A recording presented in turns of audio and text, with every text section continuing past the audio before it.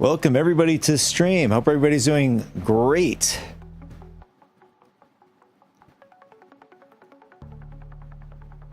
All right, so I was delayed this morning. I had some things to do. I had an appointment with something somewhere. Unfortunately, that took a little longer than I expected.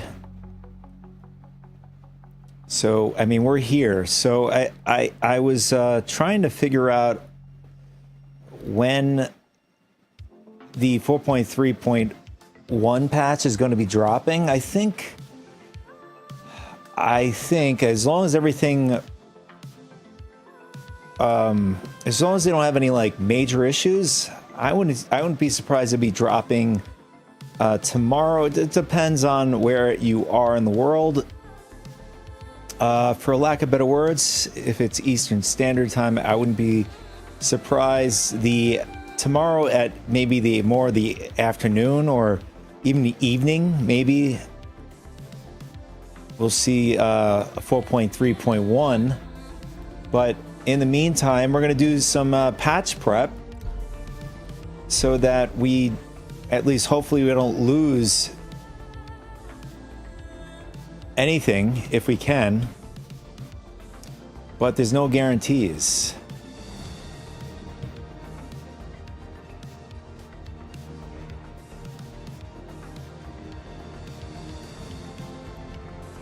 All right, so I just jumped right into this whole thing. I was setting up, I want to test my audio and I want to see if we sound good here. Just give me a sec. Test 1, 2, 3, 4.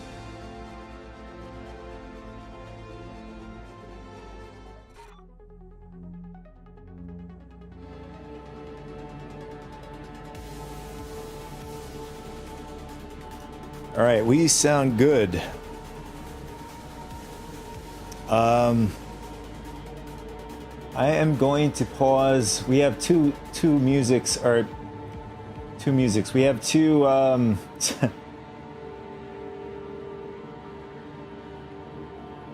we have in-game sound and we have music coming from the other computer. So I'm gonna turn that off. We're gonna play some Star Citizen music, in-game music today.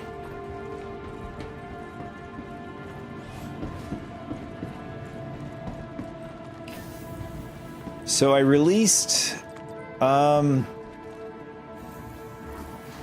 within almost a week, I've released a Hall C performance, or maybe a week plus, on 4.3, on how that is going.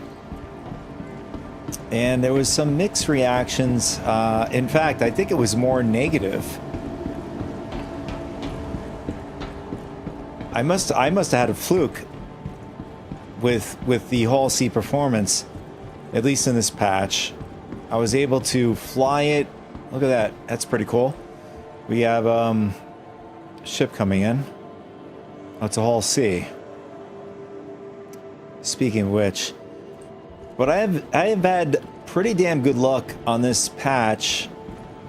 Other than, you know, when you take the mission, it changes location. So the initial location stays the same, but then the target location ends up changing.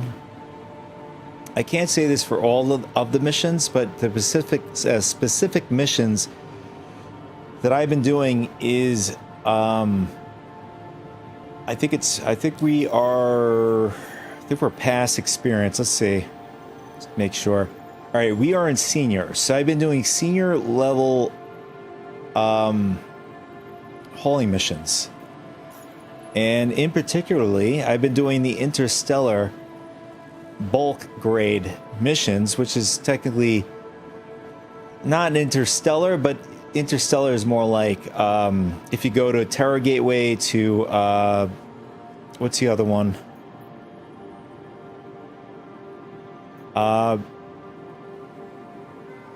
even like Pyro Gateway, that's considered interstellar.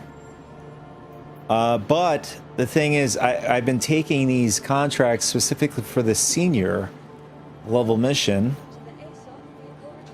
And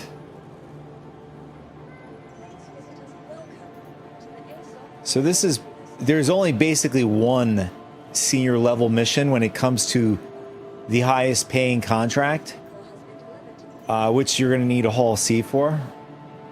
But you can see it has Terra Gateway to Pyro Gateway, which I believe is one of the mission sets.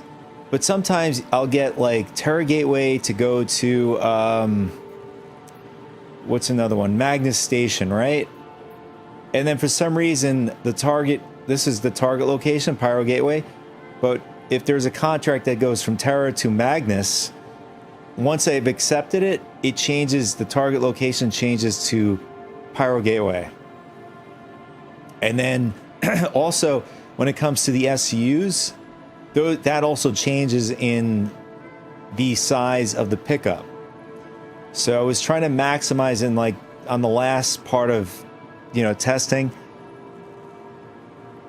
I tried to maximize profits by trying to see which one of the contracts, like the smaller ones, go to the same location. So let's see if I can find one that goes to Terra to Pyro. So clearly this is not going to work. I think, if I'm not mistaken, the Hall C is 4,608 SCUs. Let's double check that. Welcome to the ASOC vehicle retrieval system.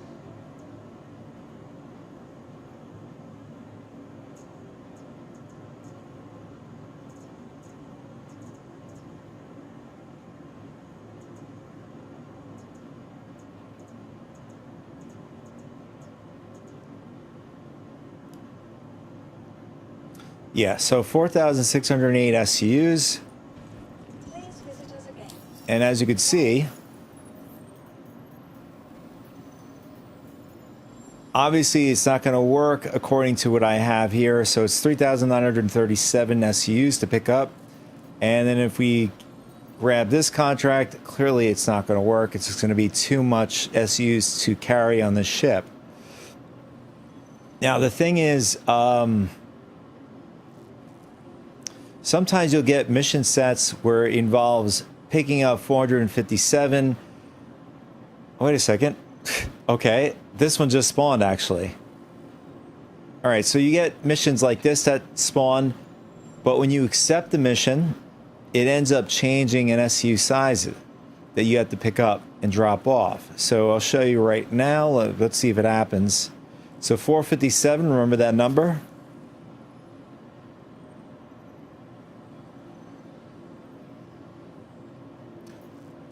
Okay, we're totally getting trolled right now because there is no number anymore. Let's see what happens if we go out here. Nothing. We got nothing.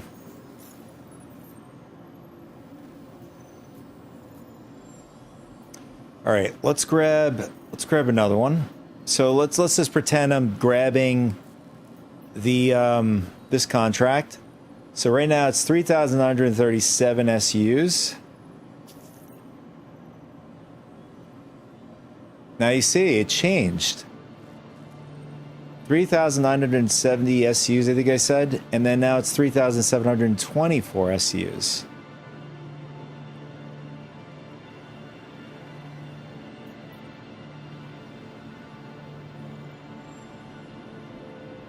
So this one, I guess, is borked. It's not even showing anything.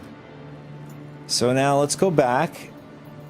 And let's just say, now, I mean, technically I can actually pick up... I could pick up this contract. I should be able to hold this on the ship. But it's 631 SUs. Let's see how much it changes.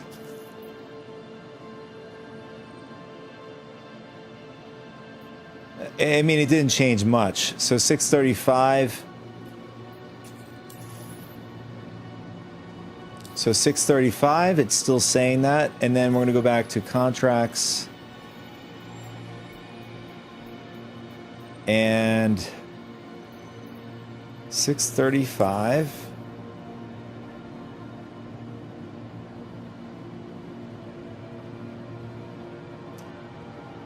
All right, so as you can see that it does change. I mean, it hasn't changed location. As you can see, it's still the same at the moment. All right, so this is Terra de Pyro. And what is the other one? And see, the other one changed. So it's Magnus Gateway to Pyro. So that does suck when that happens. But I don't know what happened to this mission. This mission decided to go Bork. But so it changes location, and it also changes on the quantity that you are supposed to pick up and deliver as well. But anyways, that's something I'm experiencing, as you could see live, and others have said that they've experienced where past issues where I had, where it would, you know, load up when you're ready to load up your cargo, whatever, one cargo gets loaded and then it just becomes borked. That's currently happening to people. Same with, you know, sometimes when you are delivering, you'll have a full load and then it'll drop off one box. Can be, you know, whatever, 16 SUs, whatever, and that's it. It just stops working. Welcome to the ASOP Vehicle Retrieval System. All right, so I mean, since we're here, I think we're at Terror Gateway. Let's see.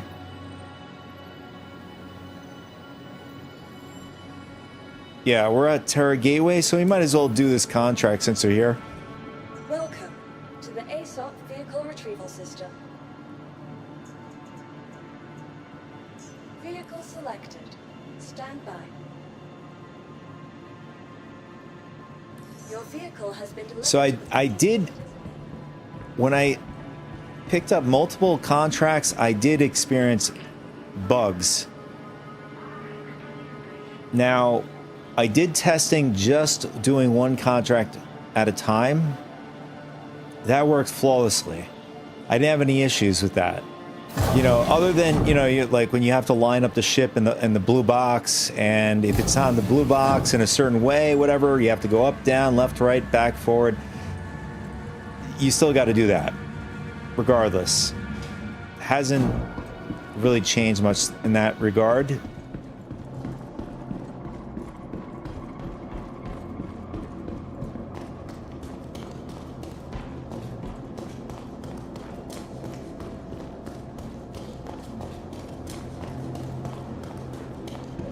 And then the 4.3.1 patch, I haven't really been able to get on and do much there other than just streaming it, you know, last stream. And I think the stream before that, maybe. Got to check out the new wing of, I think I just explored one wing, maybe. Possibly the second, and then end up dying. But it's a cool expansion of what's already there.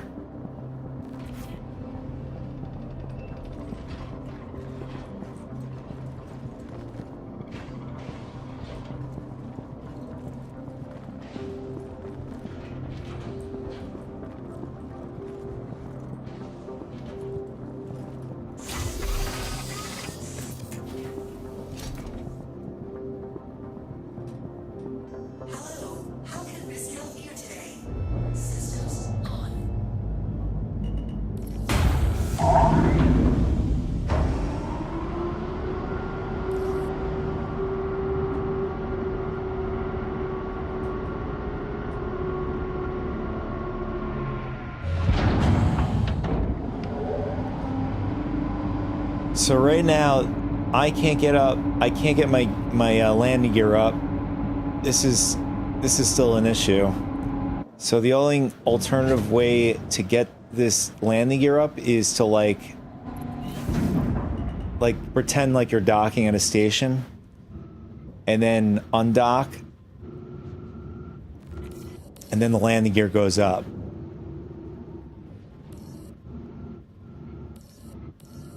So I have to wait for the hangar to close in order to call up the docking port. So just gotta wait for that to close. Otherwise, we're gonna be going like 2 meters per second with the landing gear down right now.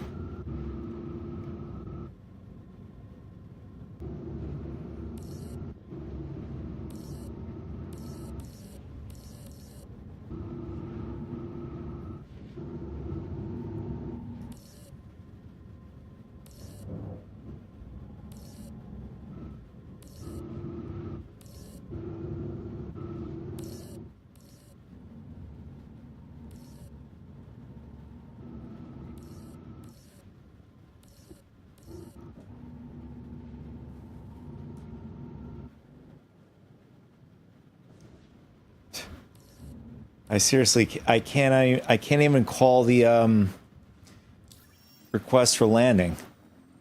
Let's see if I can do it this way.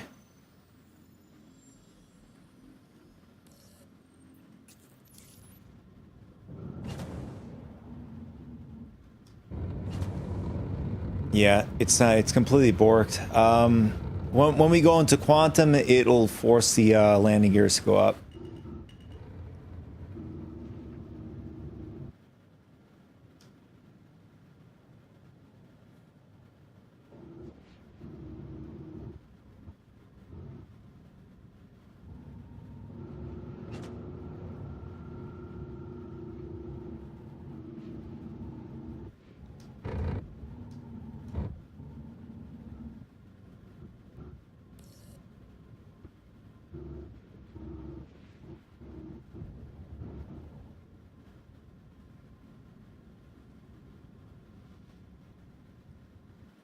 As you can see, it's not loading yet, so we have to like play around with the angle and stuff. And there we go. Let's put the angle there, and then the audio seems pretty low for whatever reason.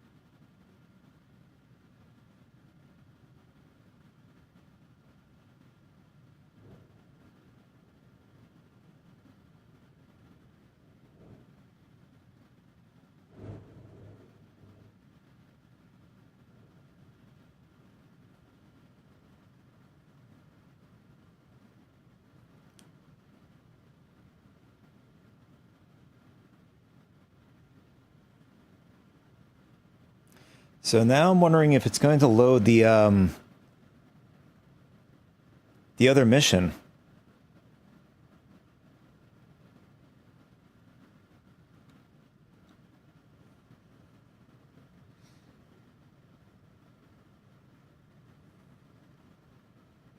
I mean, technically, it'll leave us at almost full capacity with the other one as well.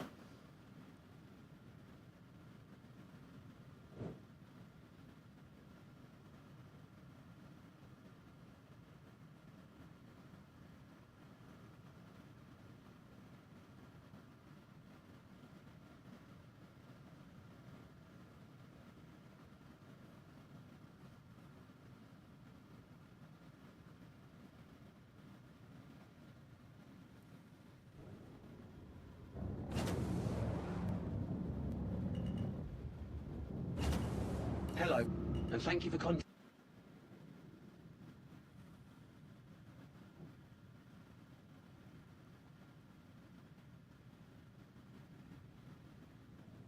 Thank you, and please visit again. Shields off.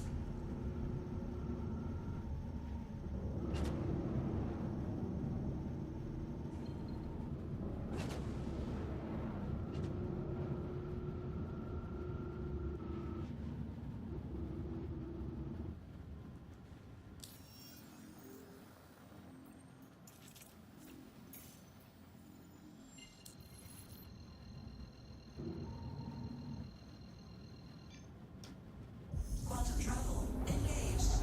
All right, there we go. Our landing gear is up now.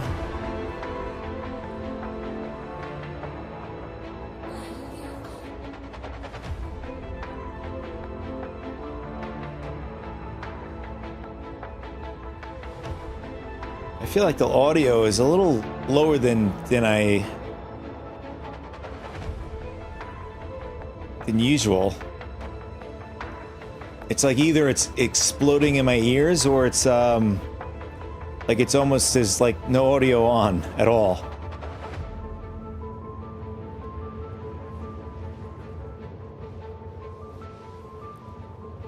I mean, you can hear like a fart in the forest. It's so quiet.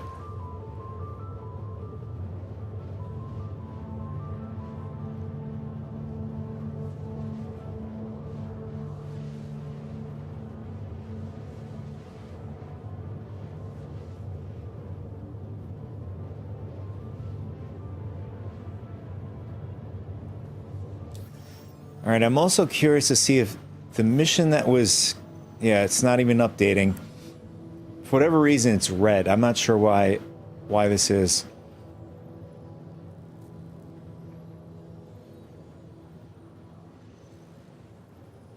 Yeah, so it's between Terra and Pyro Gateway. We were just at Terra, and I don't know if it picked up the cargo or if it's like perma-bugged. We're about to find out. And then after that, we're going to do a bit of patch prep. I mean, the only thing I'm probably going to be doing is reclaiming my ships. And then we'll go from there.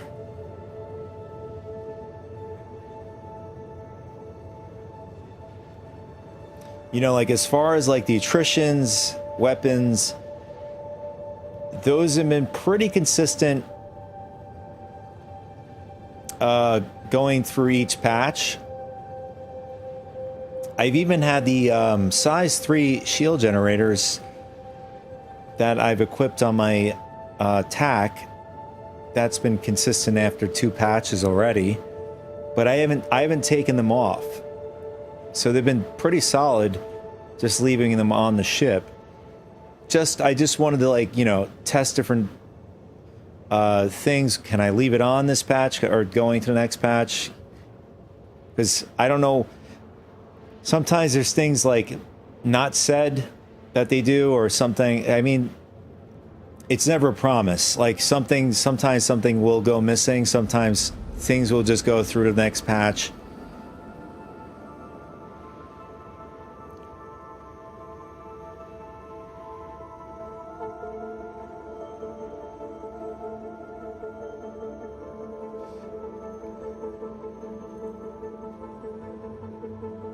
So I believe I saw somebody has posted on Reddit that the resource drive is concluded, and the obvious winner was Hurston Dynamics. I mean, who could have predicted that? But if you had completed Tier 5 with Hurston Dynamics, you're going to have a permanent 5% discount on the items that you buy in Hurston. So discounts goes from, oh, what is going on here?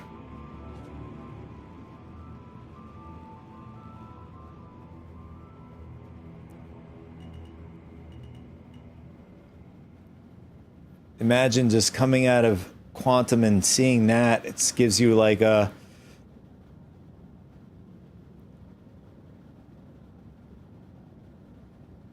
raises your brow a little bit. You know, it's a little bit of an ominous scene going on there. But,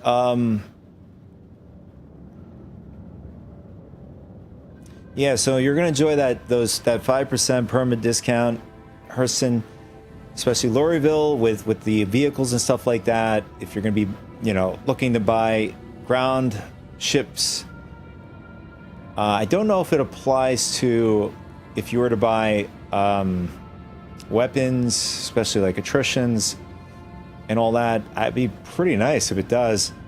I have to find that out.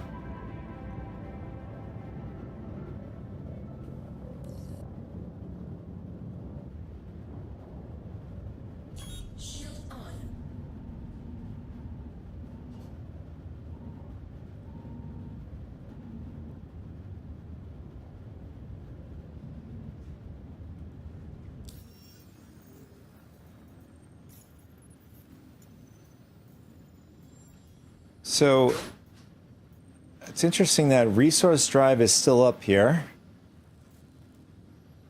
I mean, what that tells me, you could probably still work towards, you know, if you don't have Hurston. I mean, I don't know if it will still be applicable if you still did it now. I would just be assuming, maybe.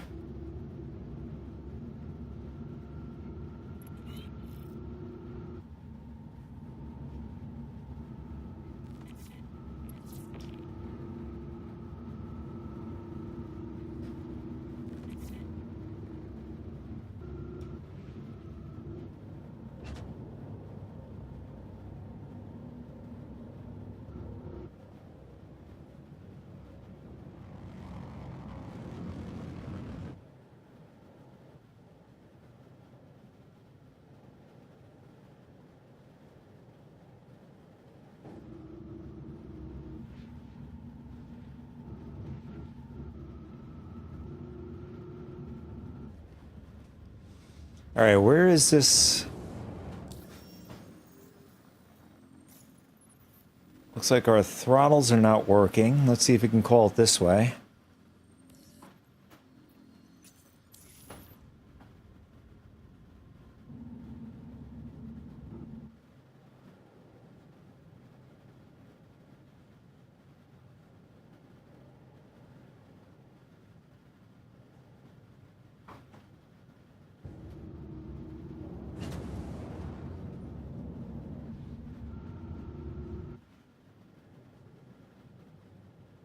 Oh, interesting.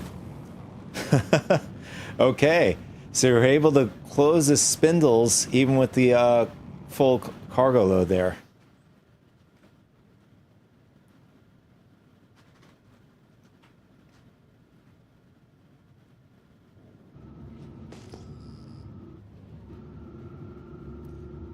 I mean, it still doesn't make the ship any faster. Although, like, if you're looking to be inconspicuous, I mean, having that, even though it's not supposed to be, having the ability to do that at the moment really does save you from pirates and stuff. I mean, not unless they're going to destroy you anyways. It doesn't really matter at that point.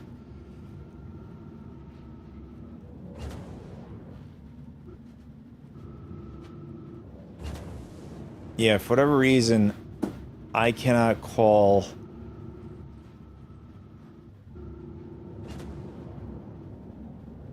the ATC here through my throttles.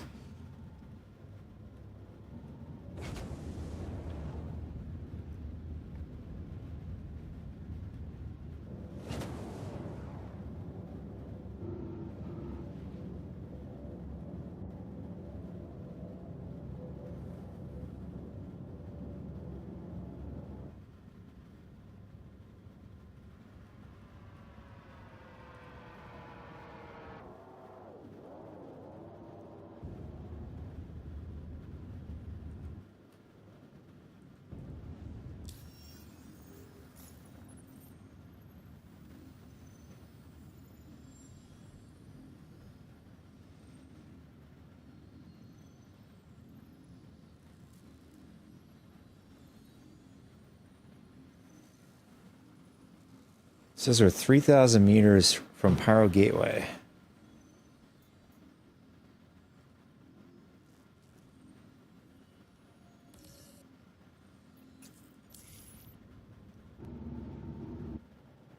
All right, there we go. It actually spawned for us.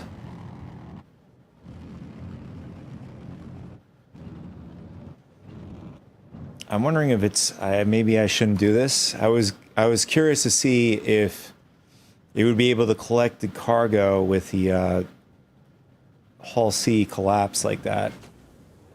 I'm just going to assume no, or I may just bork the entire thing altogether.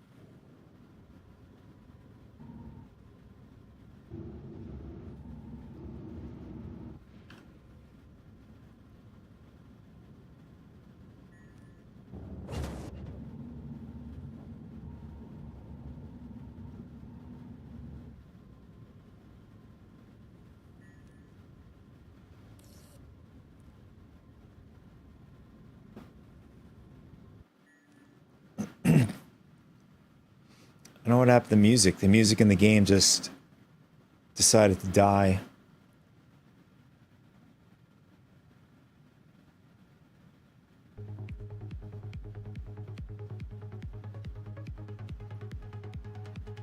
There we go.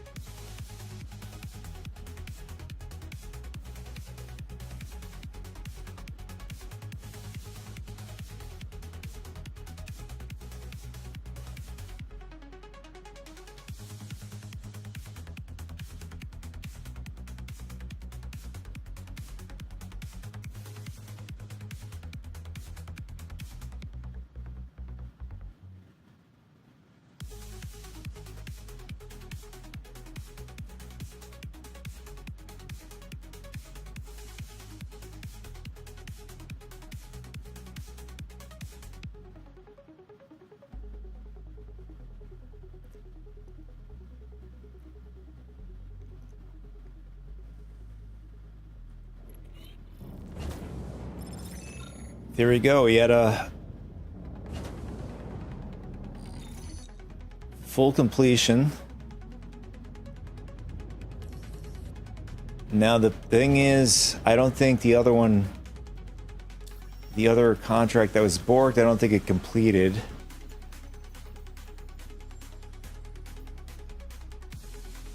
Yeah, this one's completely borked. The other one, the locations changed. I mean, I'm not going over there for just 600 SCUs, especially at 150,000 SCUs.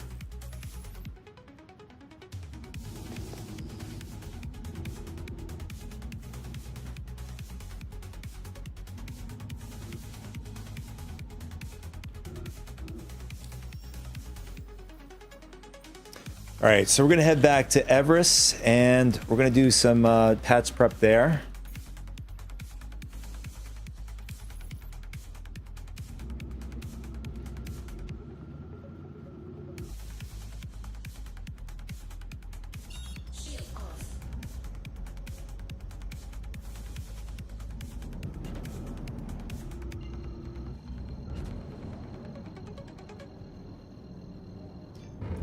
I mean, as you can see, like, I did an entire...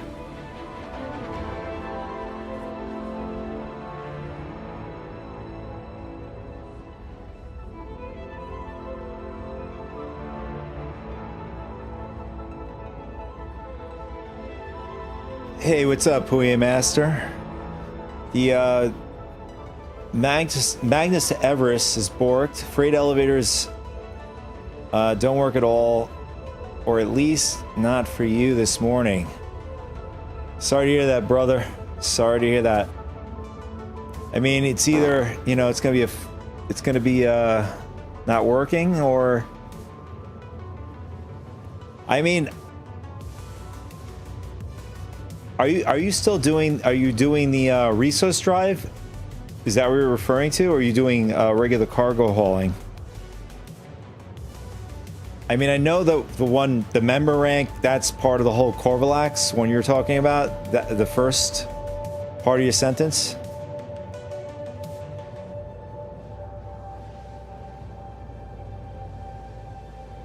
Convilax. Oh wait, did I said Corvilax?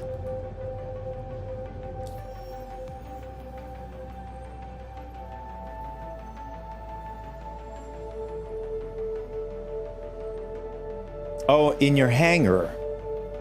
Yeah, the way to get around that in your personal hangar is very inconvenient. You have to go up to the lobby, pull in your ship. I don't know if it works for pulling the same ship out. I know pulling it in. I've been testing it by pulling another ship out, and then pulling it back in and pulling the ship that I want out.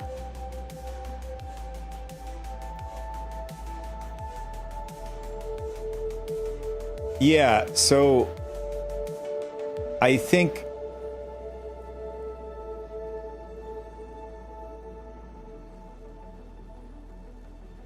what I was saying is I had this similar issue. So I'd pull in like my raft, for example. I would pull out like a Titan, right? Avenger Titan. Pull that back in and then pull it back out. Rather, you'd want to get the same size ship so you get the same, you know, hang or whatever. It seemed to work for me.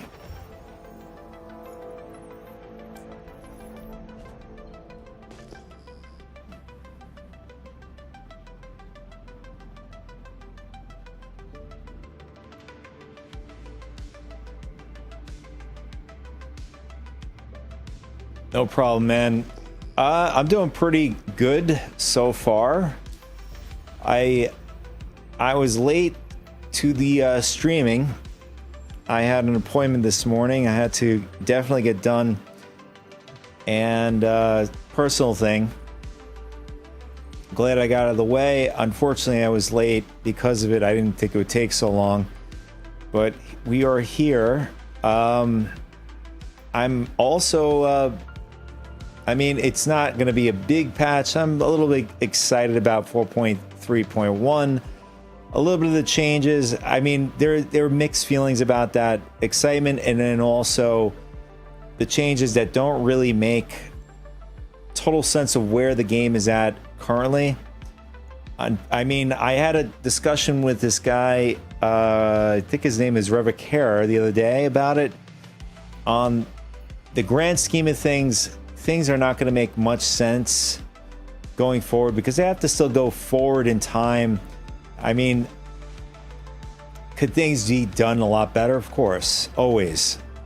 Is it going to be perfect? No. What I'm referring to is the medical gameplay. How there is... there's really no... Yeah, you know, like, it would have been, it would have made more sense if they tied an event. Wait, where am I going? Why am I going that way? I thought I had this. I guess it decided to reset on me.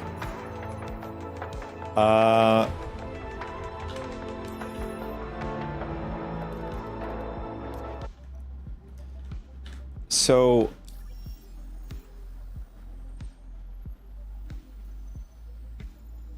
what I was saying is that it would have been a coherent thing for them to add a even a temporary event, right, where it would require us to be on foot, and it would be, you know, it would make more sense with the new vehicles, changes with medical gameplay, especially the Palos coming in, would really, it would like be a symphony coming all together. But rather, there's no gameplay really, because like, what are you going to do? You're going to go to a bunker, and you know,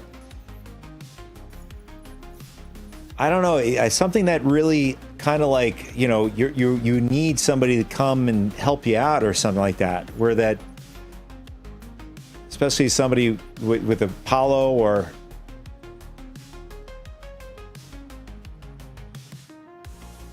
yeah, it's a good point. Ground,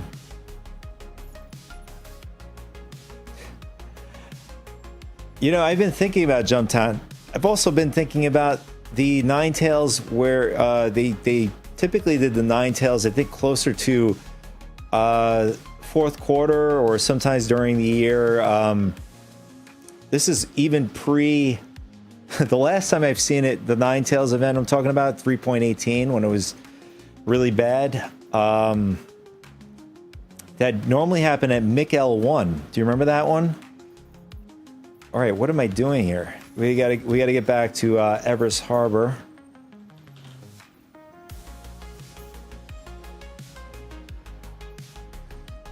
I'll describe a little bit of it. Maybe it might ring a bell. So, mission objective is Ninetales has got a hold of the UEE's supply. Basically, blew up all of their transport supplies that was going to a certain node at Mikel 1. You had to like quantum to, where there was a javelin just on standby, and you had to pick up the stuff at another node with all the starfares all blown up, and you had to go inside the starfare, collect some of them are explosive, some of them couldn't.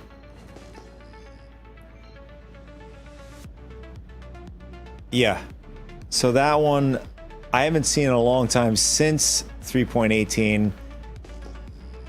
That was another show right there. So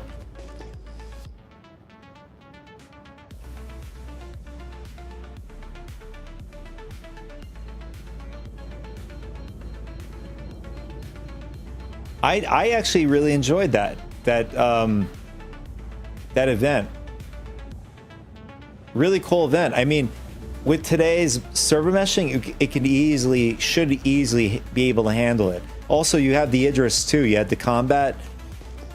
I mean, now they're gonna have to like put a. I mean, it's an outdated event now, because the Idris is the only thing. Now we have Idrises.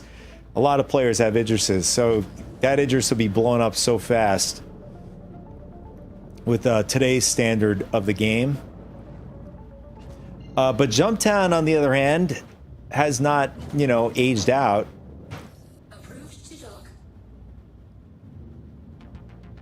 But yes, I do agree. I was thinking about Jumptown probably last week or so.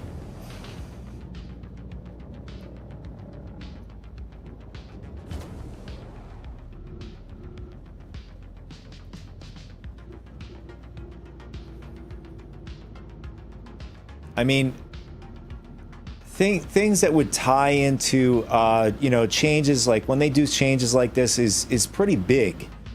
You know, medical gameplay and all that jazz. It is going to change the landscape in some way. You know, being that we do have some catastrophic bugs that happen here and there where your character will die or fall through the world. Oh. Thought we were going to smack into that.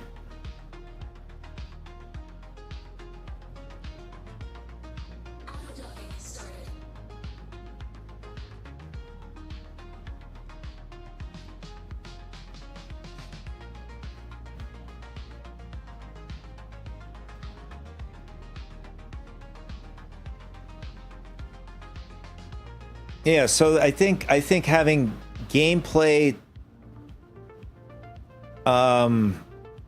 something that's related to what, like CIG is obviously a for-profit business, right? There's no way around it. Like if they're going to continue this model where they're going to sell ships, make it make sense. Meaning like tie in gameplay that would,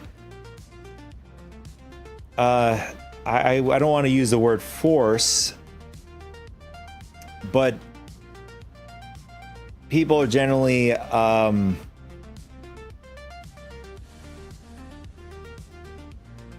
for lack of better words, least path resistance, right? Have something that works at least path resistance where players will utilize, you know, any kind of medevac, whether it's via Ursa medevac, Pisces,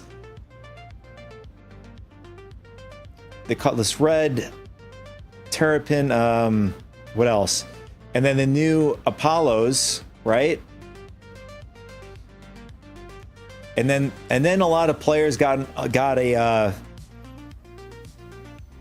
pretty upset where they downgraded the tier 1 bed from the Idris down to a tier 2.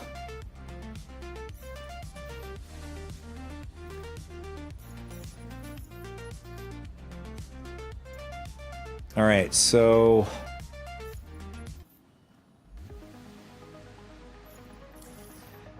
but I mean, players, I mean, people I've tried looking this up, but some people have posted that was the initial plan in the beginning, that Idris and big ships that are not, you know, like not true medical facilities, but more for the purpose of like combat ships, are not total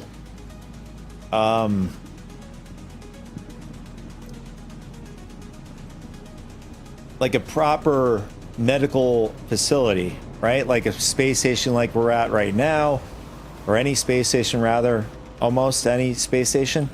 But having ships that do fit the role, like the Apollo, I mean, there's a plethora of things that I do find wrong, especially like with tier 3 beds, like the respawning and stuff like that in these ships. I think they should have it increased, meaning, yeah, people are probably not going to like this statement, but having, so starting out from tier 3, in order to respawn on that ship, it will require to have minimum of, I don't know, maybe about, let's see, 3, just starting out with 3 med gels just to respawn.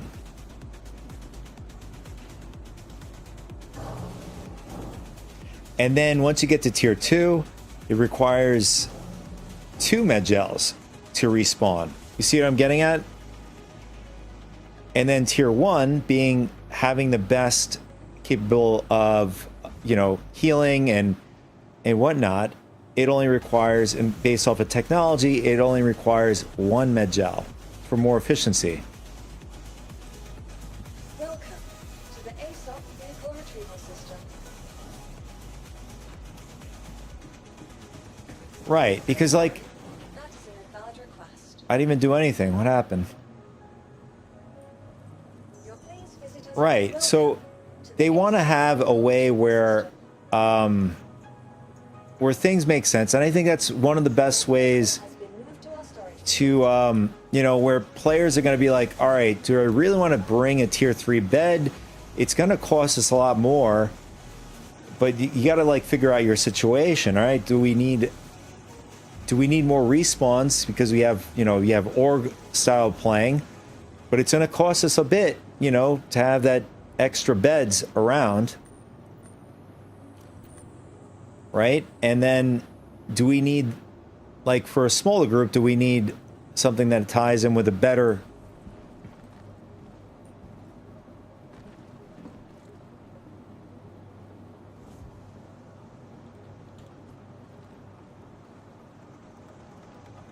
Yeah, I think it was a good idea for what was the thing?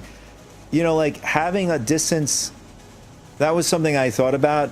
I think I shared this before, but having a distance for what the bed does, like meaning tier 3, tier 2, the distance on how far you could respawn from into. I'm glad that haven't had it like, you know, right now, currently on the PU right now, you can respawn from anywhere in the verse in a tier 3 bed. So I'm glad that they put that in. It makes sense according to the technology and stuff. I still think they're gonna play around with the respawn and stuff like that. Right now with the Apollo, that's gonna be coming into the verse. If you're throwing in, you know, any configuration, you're gonna have a total capacity of respawning, if you don't heal, 12 times on the Apollo ships. So that's pretty big, just without any, you know, adding any med gels, which I'm not going to be doing. And I think majority of players are not going to be, you know, if they're doing solo gameplay, they're not going to put 1 ounce of any kind of med gels on the ship. I think that when it comes to org battles, but then again, there's nothing that really emphasizes to even warranting, unless, you know, orgs decide to agree, all right, let's do an FPS battle. But for more or less, there's really nothing in the game that requires you to get down on ground and forces you. I suppose, you know, the game features like Stormbreaker, a line of mine, you know, like the Onyx facilities, there's nothing really there to really tie you to location, you know what I mean? So, and it's gonna have to be something very finite, like an event, not like something that's game feature, because the game feature is probably good for like a weekend and that's it. Everybody's back to like a complacency mode and doing every something else rather at that point.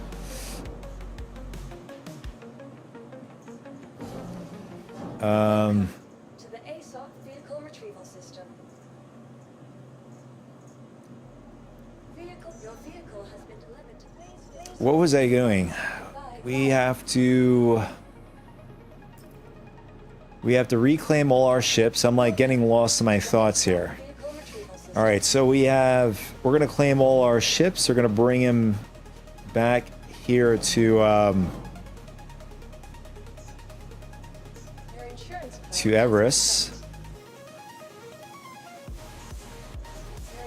claim has been sent. Also, I don't know if you were here before. You might have came later to the stream, Welcome to the ASOC vehicle retrieval. but I was talking about Your vehicle has been delivered to the that the resource drive has concluded officially, although the mission set is still here. I don't know whether or not it still counts as credit, but Hurston has been announced the winner. So if you got tier 5 in Hurston, you have that awesome 5% discount for ships. I think even for weapons and stuff, which is pretty nice. Pretty nice. Your insurance claim has been sent. Your insurance claim has been sent.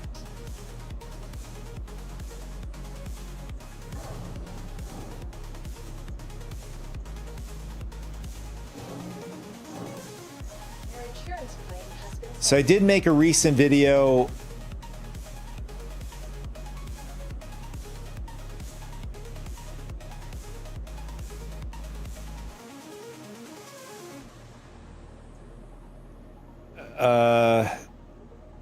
so if you ever hear me abruptly stopping, I have like a text to speech where I am stopping to listen to it.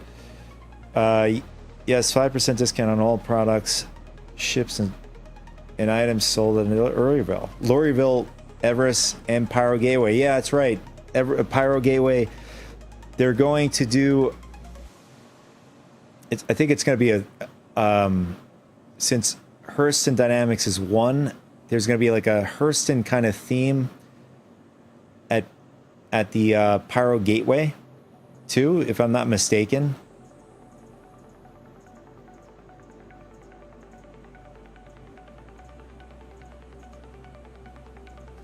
So that's pretty cool, right? So, Your insurance claim has I mean, it's not a surprise that Hurston won.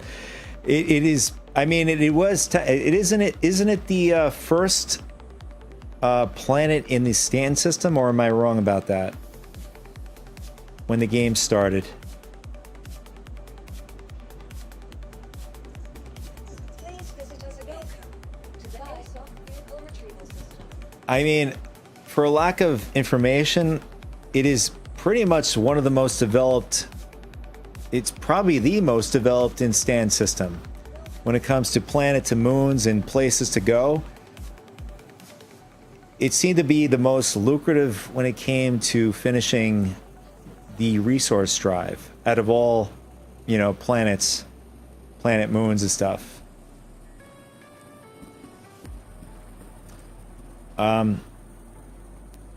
Give me a sec. I will be right back.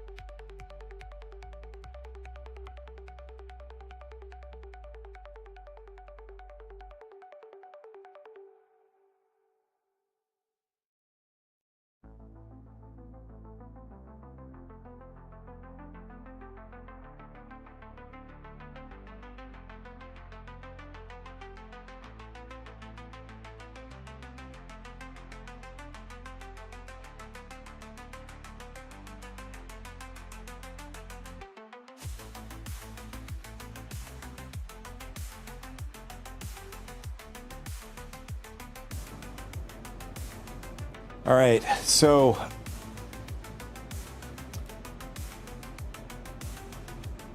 something I also did remember is I do want to update my screens when I go be right back or starting screen, in particularly to the game I'm playing. I mean, the one that I have currently that was just playing, that's World of Warcraft. I think you guys know, or maybe not know, but that is World of Warcraft theme. I think I have enough footage to really compile a bunch of Star Citizen stuff together.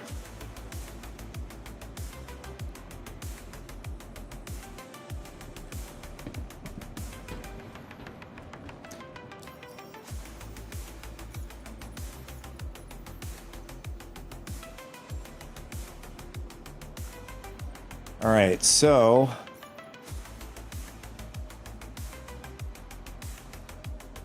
I just want to double check my my ranks, my rep before the new patch. I think you just joined us right after I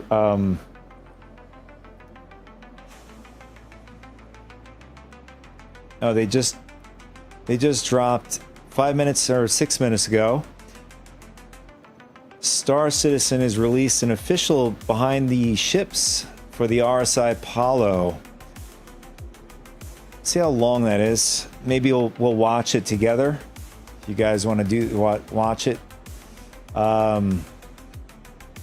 Give a little bit of reaction to it. I mean, I made a video about about the Apollo, Medivac specifically.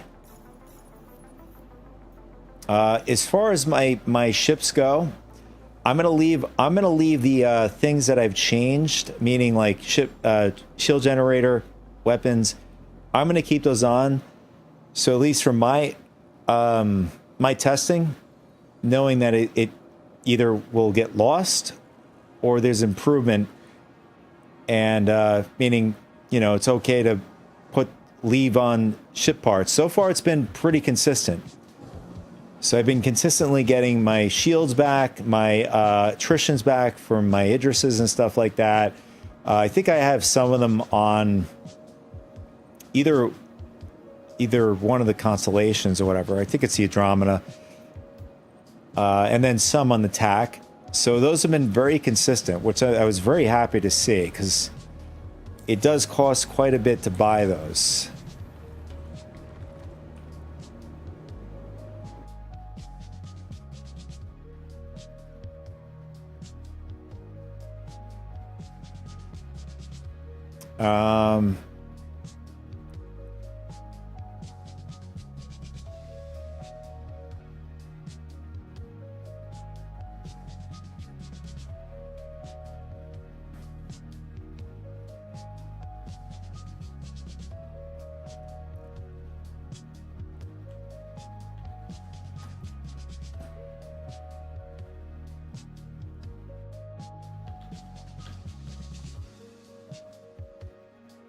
Okay, why did that automatically come up?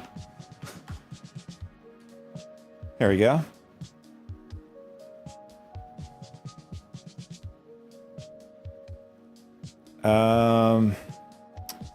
I don't want that. I don't want this to be blasting in you guys' ears there. Give me a sec. Just gonna turn this music off. And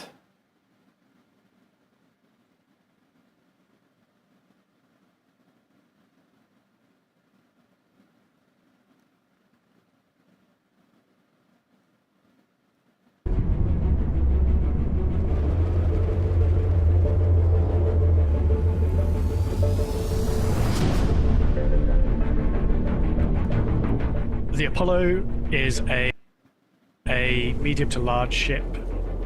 It follows the more traditional RSI styling rather than the more modern sort of triangular shape styling we've seen on other RSI ships. oh, by the way, he just said medium to large. Something I mentioned in my video, if you didn't watch it, being that of the size, it's hard to tell, because I mentioned that it's close to the size of the Constellation. The Constellation is in a different, it's lengthier, but it also has depth to it as well. So it has that, you know, that elevator and the back part of the ship. But anyways, being that it's like close to Constellation size, medium to large, it should have a size 3 generator rather than the 4 size 2s, which doesn't make much sense to me. It's flat, it's sleek, it's cutting edge. Not looking too industrial or like military. It's like an ambulance and a Lamborghini. Also, Not looking too industrial or like military. what does that remind you of? Constellation Phoenix. If this was all the length of this, the window goes, you know, back further. I mean, it doesn't protrude out, the Constellation Phoenix, but it has like that, you know, just a slither of it. And obviously for a militarized ship, you're obviously not going to have a glass like Master. It's If it's an like an ambulance, why ambulance and does it have Lamborghini tier had a 1? child. Wouldn't it take you to a Man, facility it's- for it's that a- level treatment? Puhi Master. I don't get SIG. If it's an ambulance, why does it have tier 1? Wouldn't it take you to a facility for that level treatment? I don't get SIG. Yeah, that is a good point. I mean, it's supposed to extract somebody. Right. You know, you have a good point.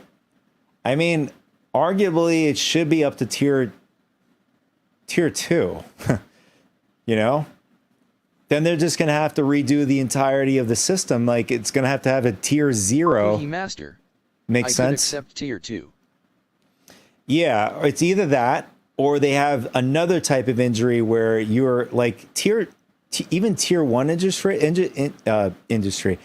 even tier 1 injuries, you still are, you know, conscious and you're up around and stuff like that.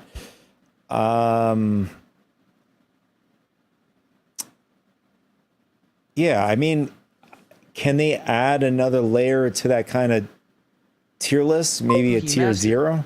I mean, if we play by Sig's logic, we need a hospital ship in the verse, only ship that has tier 1 then minus a facility/hospital.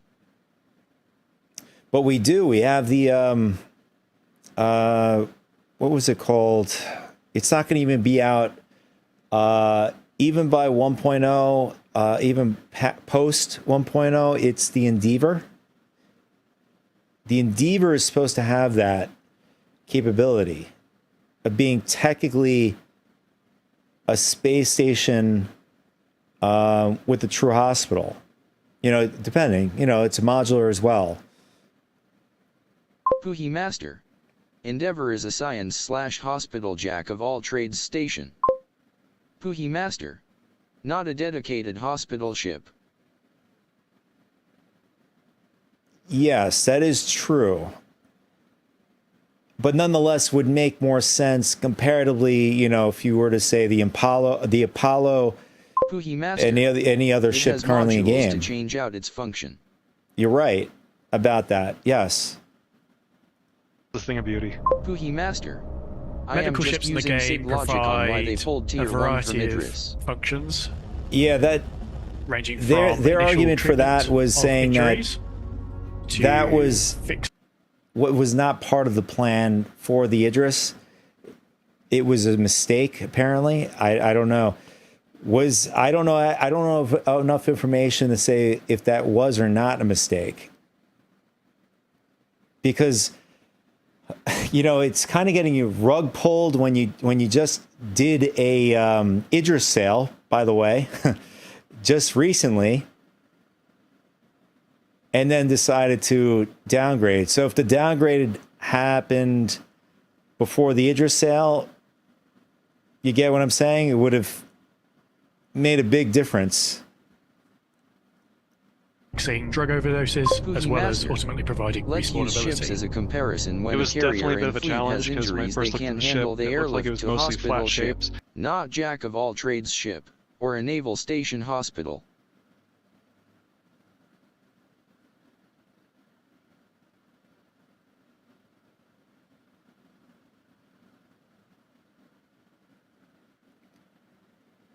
Yeah.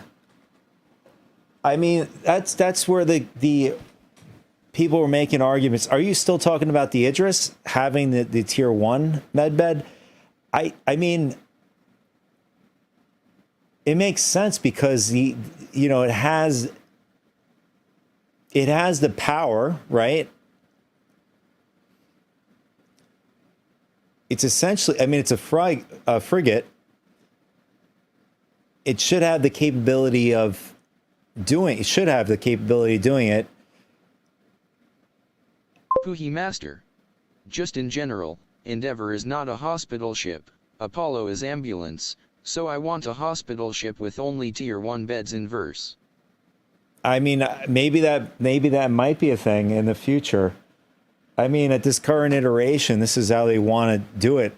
I mean, then again, they may Cookie change Master. the Hope so. configurations of the Apollo afterwards. I mean, look what they did with the Idris. The Idris got downgraded, and like the Idris went back up for sale. Not even what 2 weeks ago.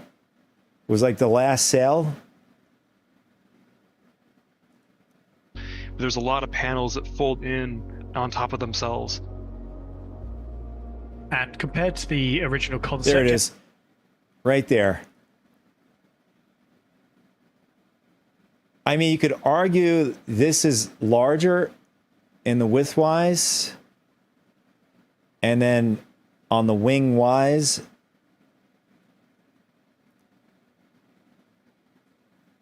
Puhi I mean, it Master. is more roomy in Apollo the has girth. bridge. Yes, it does have girth.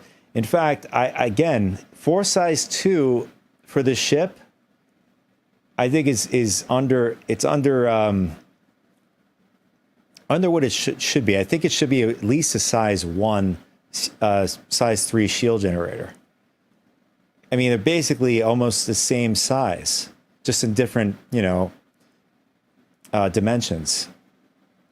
Has changed in some ways. Also, they got to update the cockpit on the constellations.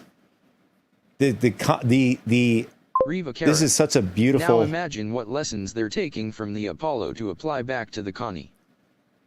Yeah, you just took the words out of my mouth. Yep.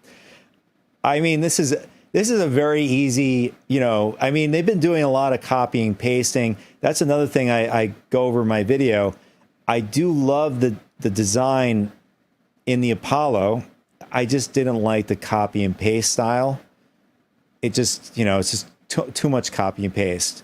Having a little bit of uniqueness, all right, that'd be. Puhi Master. Looks like Apollo has Mostly a moonroof dimension. / sunroof. Yeah. Similar to the, I'm surprised it, I'm surprised it, I for a split second thought this is the Phoenix. It's not the Phoenix. The Phoenix has a similar kind of like roof, like a sort of a sunroof, but you can't open it. But this one protrudes out. The sunroof kind of thing that's on the Phoenix goes. It's like it's a rectangular shape that goes on the top side, like over here. This is probably either the Taurus or the can't really tell because I can't see if there's usually a snub fighter. If it is an Andromeda, this could be a Taurus for all I know. Riva Kara. Except it has The trouble changed. is that unique doesn't really work when it comes to mass-manufactured ships. Just like IRL, it's easier and cheaper to make new things using existing components than it is to make every product bespoke and unique. Yeah, so you're right about that. It is far easier to get out ships and pump them out. I mean, they can always do reworks down the line, if that's the argument. I mean, just to keep deadlines going and stay true to their promise in some way. I mean, it is a good argument to getting out the ships. It can always be reworked after, but then again, there's been a lot of ships in the backlog that still need rework done. Like, one of them is the 600i. Hoping the Connie gets this kind of nice, beautiful cockpit view instead of this really like this. Changed in some way.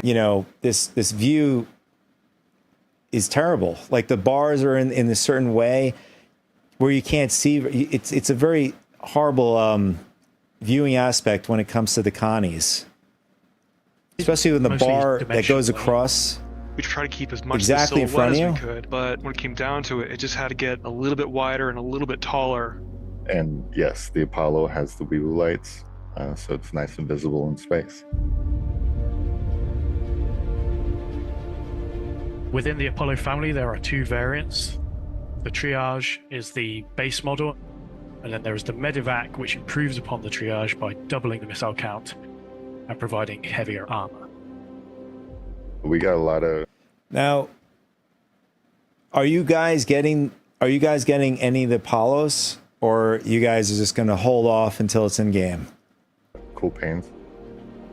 I think my favorite one is the Vitali one that we were able to bring back from the Terrapin.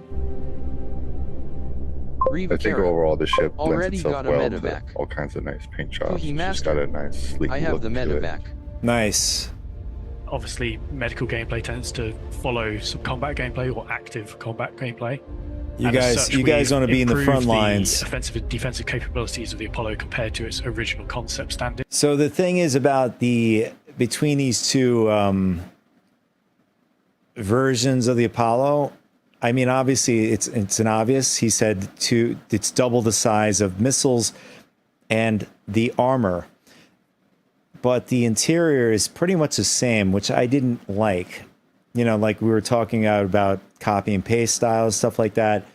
At least differentiating them a little Oddly bit. enough, the triage seems exceedingly rare. Everyone has a medevac because it's more or less just a straight upgrade over the triage. Pretty much. It's like really no point in the triage. I mean, what kind of? I mean, unless you're going to an armistice zone to go help somebody from having a stroke, or you know what I mean, something in a very safe area. I mean, you want to RP with this thing? I mean, that's the only thing I can see with this ship. Otherwise, it's I don't know. I don't get this point of even having this variant of the ship. I think pilot now has a pair of size 4 weapons to control, and their turret now has size 3 weapons on it as well for either the co-pilot to use if there is one, or the pilot has slave control over them by default. When you enter the ship at the rear, you enter into this very fancy airlock ramp area that is wide enough for you to be able to push gurneys up and through and out again. You enter into what we call the triage area. You're gonna have a central hull. Let's go back You there. enter into what we call is wide enough for you to be able. That is so, like the deception. Look how big this is and stuff. Right? I did mention this in my video that this to push gurneys up and through. And you could, this doesn't make much sense. Having a docking collar and then this doesn't make much sense of a design. What I mentioned in my video that Kara. It's more than you think. Riva Kara. It's a 3-stage airlock. 3-stage airlock. Yeah, but why would you need a 3-stage airlock?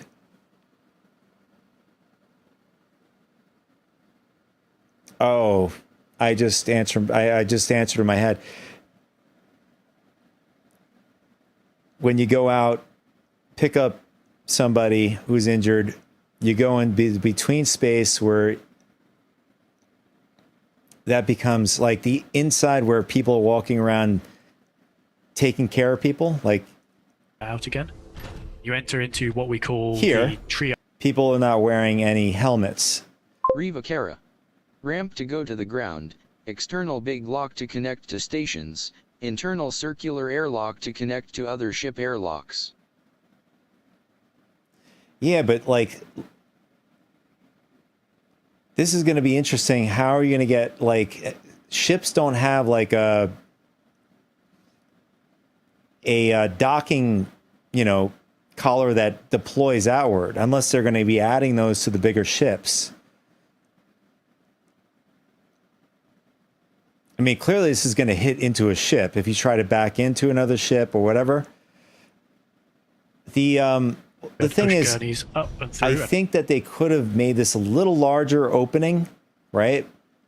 Just having the door like this one, at least where you can get like a PTV, specialized PTV with a stretcher, not yet, or a grab lev. What we call loads the of ships triage already area. have ring docking locks, Connie, Cuddy red and blue, reclaimer, etc. Not yet, but you can see it. Loads of ship already have docking locks, Connie, Cuddy red and blue, reclaimer.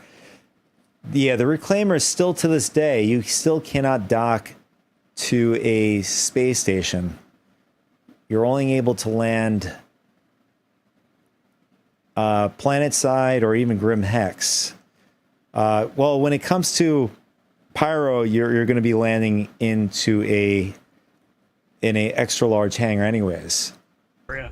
You're gonna have a central hallway that has a really nice skylight view to the exterior, and on each side you're gonna have windowed walls which are giving you direct view to the med bays. So this is a immediate place for once you're on board the ship to decide which of the 2 modular medical rooms you are going to put the patient into, or put yourself in. I was thinking like that makes more sense. Like being that the triage is not the militarized view version of the ship, it makes sense to have a sky view because you know this ship is not going to be going into battle or whatever.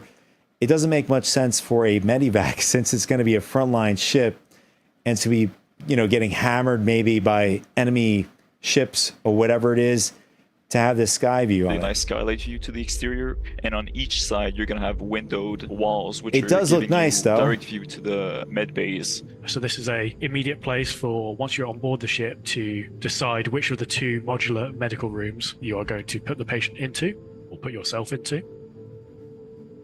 When you're in the medical bay, you're supposed to sort of have this feeling of sterile, you know, bright colors, which we've also contrasted with the rest of the ship. It is Even a if it's not very medical room, so you have nice, two very nice engineering chiral rooms immediately facility. to your left and right. for Does make storing you feel supplies like it's a and access hospital. components. Or a mini If you hospital. keep going in the center, It's a you're gonna go through a placeholder small if you ask me. If I had to hazard a guess, the skylight is what was left over from the drone drop-down delivery system for patients. A placeholder? That's an interesting one. I thought, yeah. Was left over from the drone drop down delivery system for patients. Yeah, that's an interesting. If that, I mean, I think it's just now it's going to be a permanent thing, the skylight thing. But the drone thing, that's going to be interesting how they're going to implement that into the game, especially coming out from the bottom of the ship. And I mean, I wouldn't be surprised.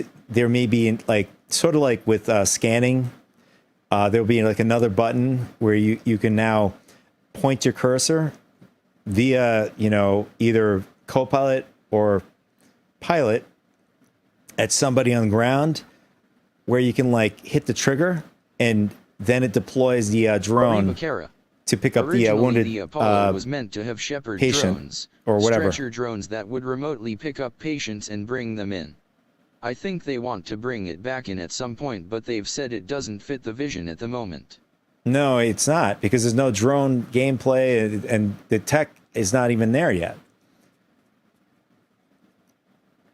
I mean, you have a lot of ships that are missing it currently in the game. All right, so I wanted to talk a little bit about this. This is a little awkward, the way they put the And then you move forward cargo into and the stuff like final that. room of the ship, which is the bridge and the habitation. As well. it would have been nice to have like a little lift, right, where it deploys down like you have with the what's the new starter ship that they did for Crusader? I mean, there's other ships that do this similar kind of style. Some Origin ships do it, where it deploys down, sort of like a cargo platform, and you can just load it up. They could have done something with that instead of just having it, you know, solid. Like, is this a solid floor, and you got to go in the back, then you got to go to the left, to the right to drop off cargo, or pick up cargo to take it out of the ship. It would have been nice to have like a little lift to, you know, you could deploy and then load it and then unload it. As the central crew elevator that provides a second entrance into the I ship. thought this is pretty nice.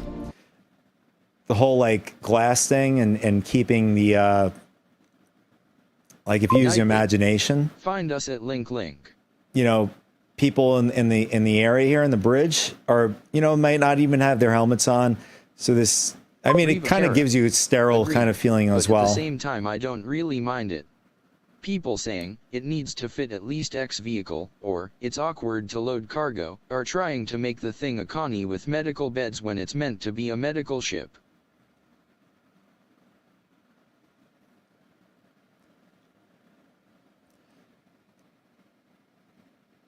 Well, like I was saying, for the rear of the ship, that I think is a forced design.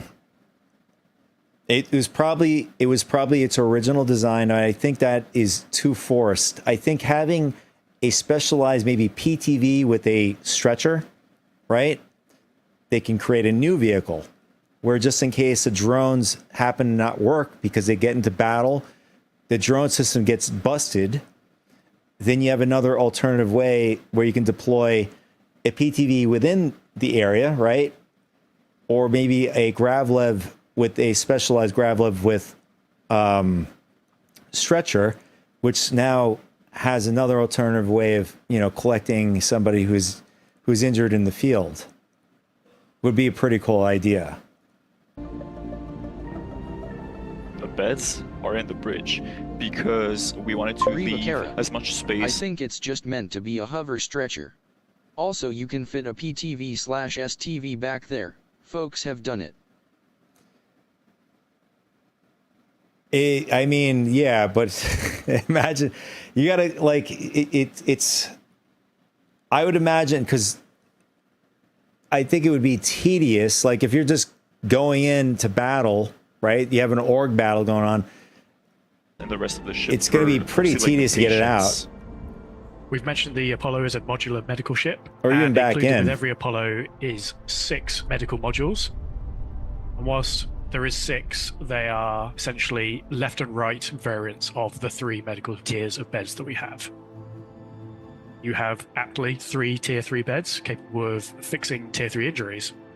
Tier 3 beds, regeneration-wise, are designed for mission-specific regeneration ranges, such as Align and Mine, Jump Town, or other POIs like that.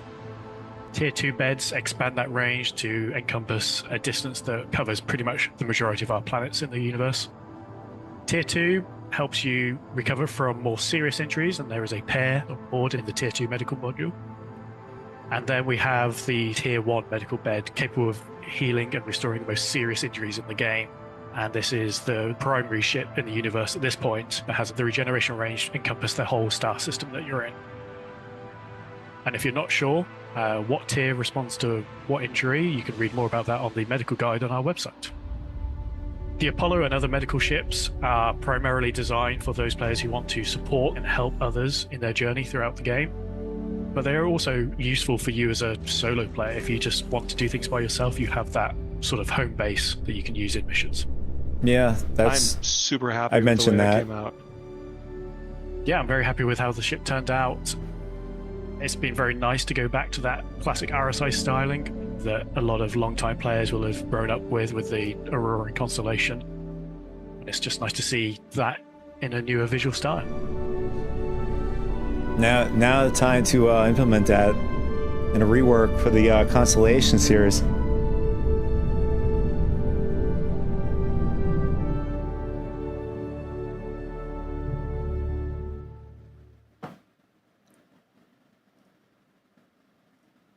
Riva Kara.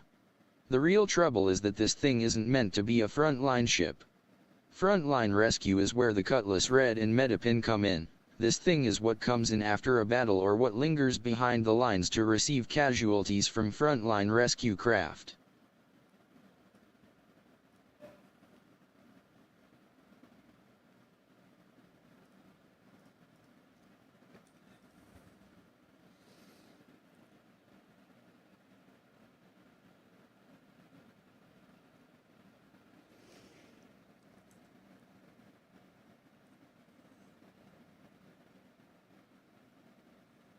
I mean, as far as I know, I mean, the video depicted it as being one of the frontliners. I mean, unless I missed something.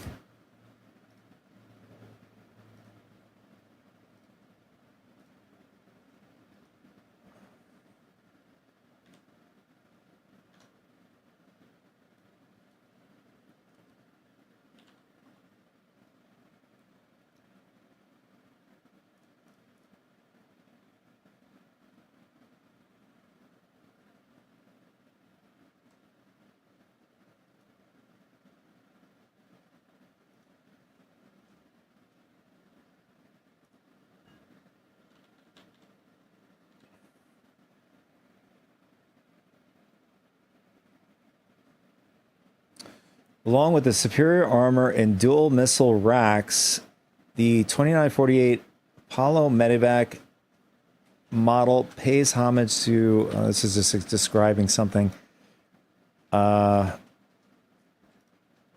want to see if they have a description. It's the same thing we just saw before.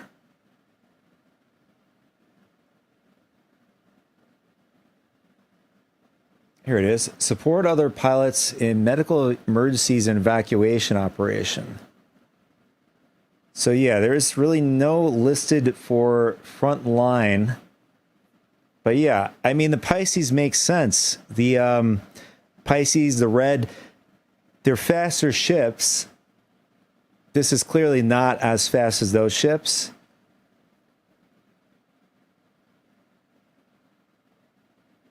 So you're saying that this is supposed to be the aftermath after a huge battle goes on, then this ship comes in? I mean, I don't know. There's really no gameplay to really support this kind of thing yet. I mean, it's cool. It's in the verse. I mean, for most people are going to be using this for is solo gameplay or whatever. Mass majority. Yeah, basically in a battle this is second line triage.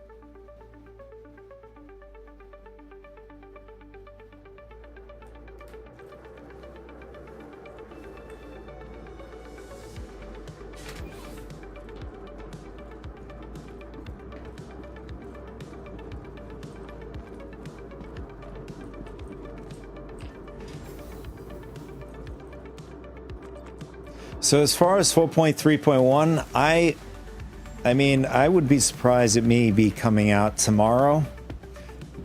More in the, I guess depends on anybody or you guys in the world. The way it would work is that you have frontliners, Red, Pisces, etc., who bring casualties back to the Apollo. Then they're triaged there and either treated and sent out or stabilized further and sent to bigger ships like the Endeavour Hope or a capital like the Idris/Polaris with better facilities.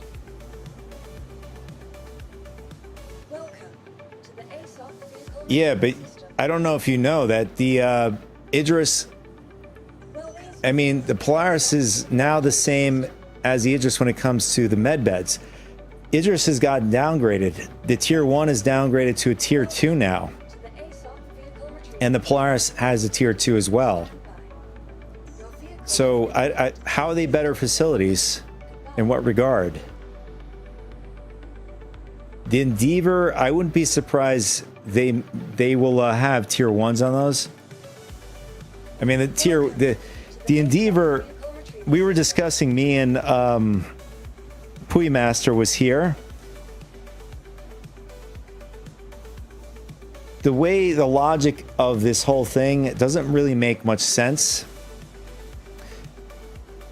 Only because, like, if you have an Apollo, a person could be healed up fully from an Apollo, current gameplay. Unless that's going to change in the future, where, you know, they're going to, you know, maybe change it where to a different type of injury where you're going to have to go to a bigger clinic. But current gameplay, the Apollo is going to basically heal all. Riva Kara. Depends on what the Apollo is rigged for. Yes, that's true. But I'd imagine most, like, if people are doing org battles, I wouldn't be surprised they're just, I mean, yeah, I mean, when an org battle, they're going to probably have several Apollos in different configurations. Probably one with one tier 1 bed, and the rest of them with, you know, tier 3s, just so that it can support if there's a lot of casualties, right? Or it depends. Like, they may need just tier 2s. That's probably enough, right?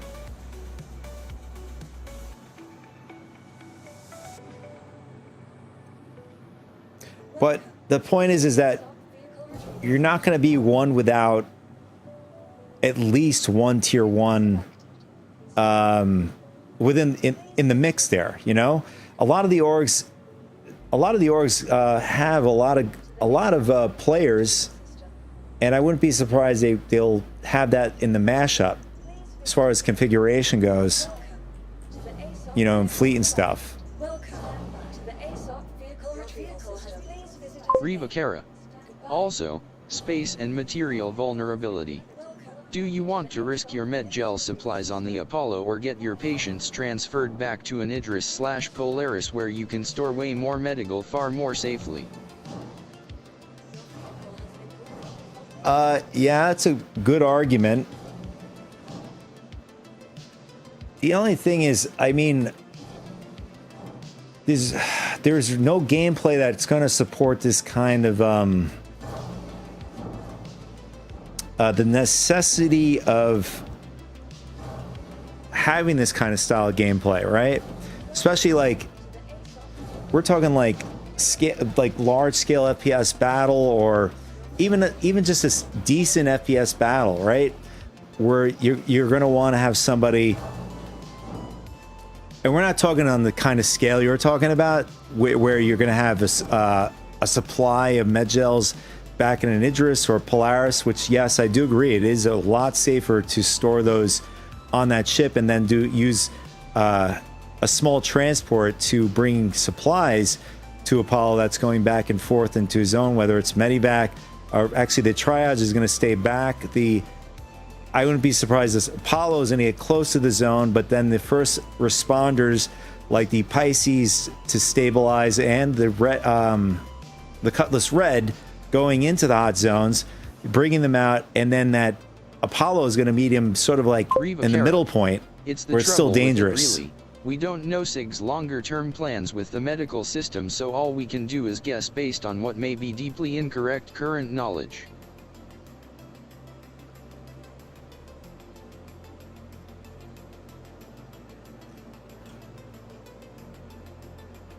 The trouble with it, really, we don't know CIG's longer term plans with the medical system, so all we can do is guess based on what may deeply incorrect knowledge.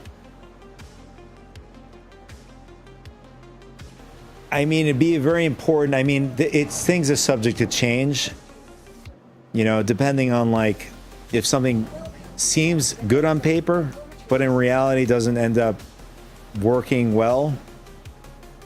Obviously tends to happen. I mean, then it's just, you know, having a system where you have to probably play with it and seeing what really works and what really doesn't work. I mean, there are ways where you can make something very valuable, like with current iteration coming in 4.3.1, new changes in the medical, medgels, obviously, right? Apollo coming out.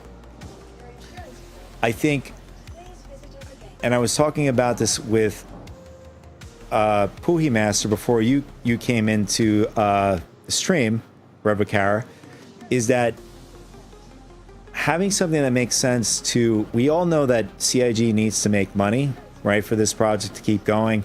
Ship sales is their biggest one, clearly, right? Is tying an event with ship sales that makes sense for the ship sale to happen, right? I mean, we do have existing events like Jumptown, which is mentioned by Puhi Master earlier, and that's something you can tie in greatly with, you know, the Apollo coming in, the new medical gameplay, and being that Jumptown, you can make a lot from Jumptown. You know, having too many jump towns was a big mistake on their part. I think having one jump town creates a huge bottleneck, and I know a lot of people hate that, but that creates a big battle situation. I mean, that's the only one that they have really that will ultimately, that currently is in their system, in their deck of cards that they can use currently.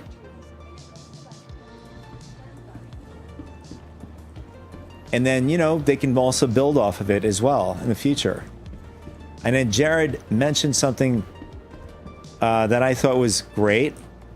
You know, like with the Stormbreaker activity, being that you have to actually take a, you know, you go to a hub point, take a tram over to the facility, the main facility where you're going for the, you know, the big worm and all that sort of stuff. I thought it was a missed opportunity, but I understand why they did it, because they don't have a ground vehicle system that works.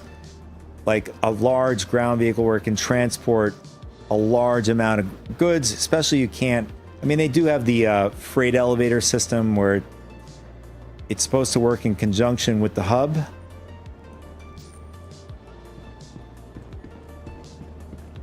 But for lack of better words, having a system where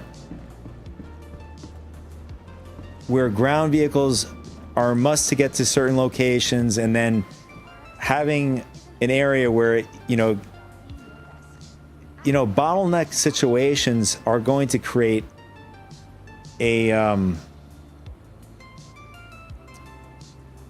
I think it's one necessary thing is having a bottleneck situation to a point where, not to an extreme point, because then it's not going to be too fair, but it's not going to be fair ultimately. You still got to group up in the game regardless.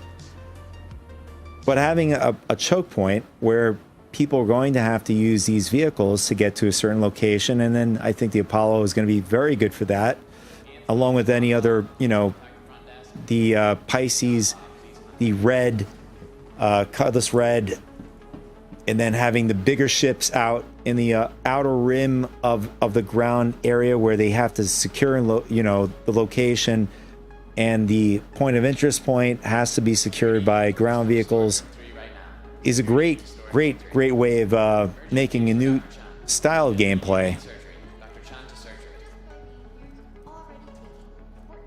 What was I gonna do? Oh, we're gonna go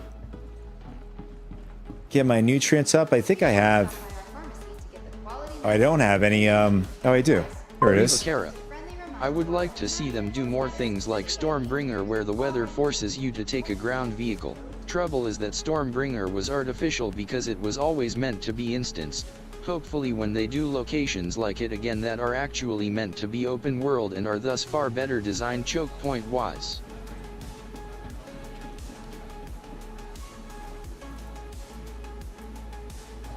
Oh, was it?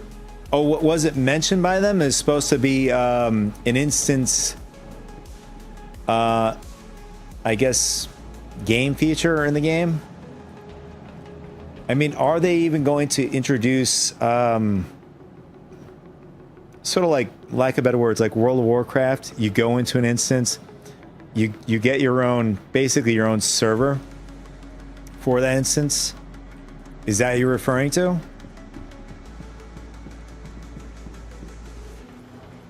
All right, what do I want to do? I think we're pretty good with I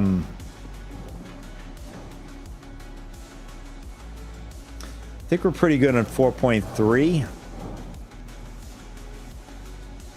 We could jump over to 4.3.1. We're going to see if that patch is ready to go out the gate.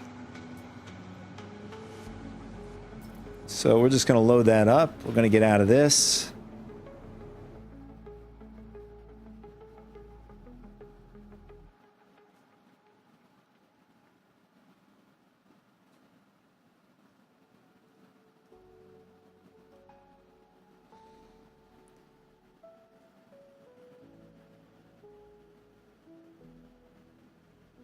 Oh, also, I don't know if Puya Master is still here.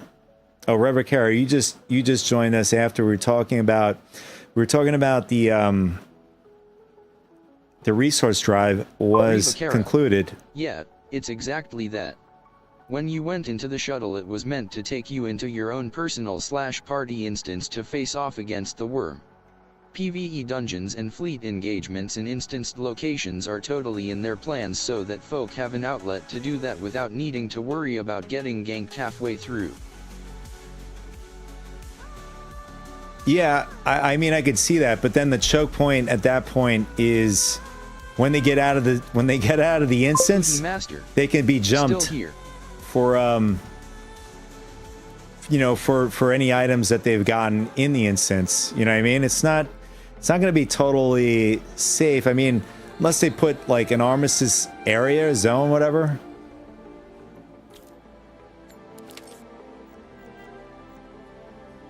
But then again, it is in Pyro.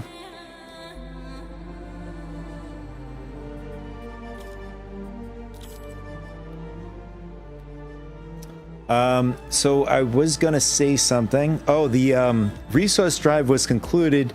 So if you have tier 5, you're going to be enjoy the 5% discount of all things that are sold person-wise, along with the Pyro Gateway. Oh, and there's also going to be a new armor since Hurston is the winner. I think it's a black scheme armor, which is pretty cool. Yeah, it's why they have the freight elevators in place there though. You store your stuff in them at the end of the instance and it can then be safely retrieved outside once you know the coast is clear. And yay, loads of ships discounted.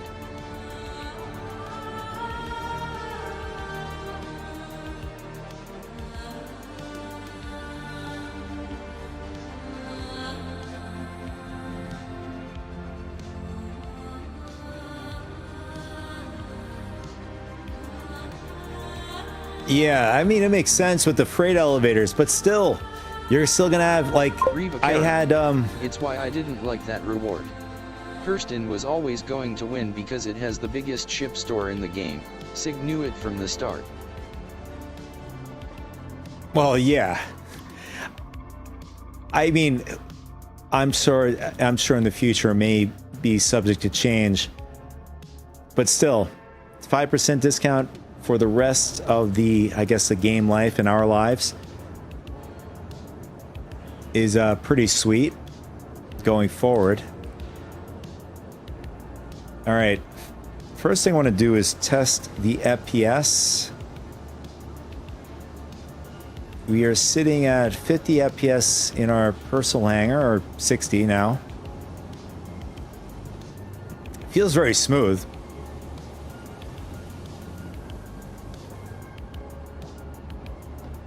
All right, now it's a solid 60.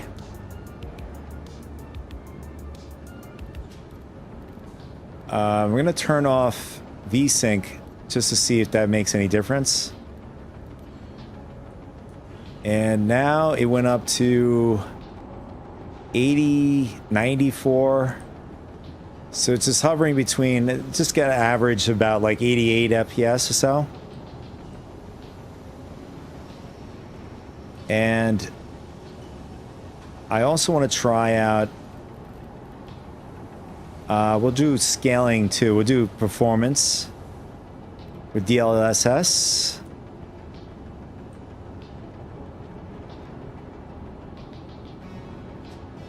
I mean, I don't see a difference.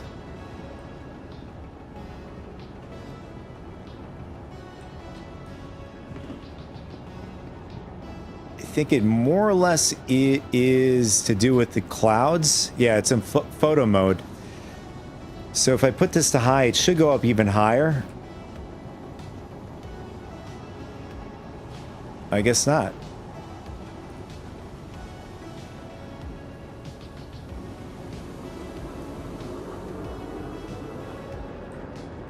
No, it didn't really make much of a difference there. Let's put that down. Let's go about high.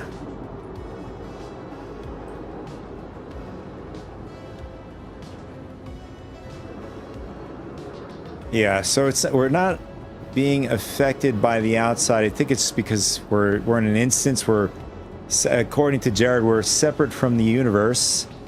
We're in the instance here. speaking of instance, right? The dungeons and stuff. All right, so I'm gonna leave that back on photo mode. I want to see that that is when we get out of the hangar.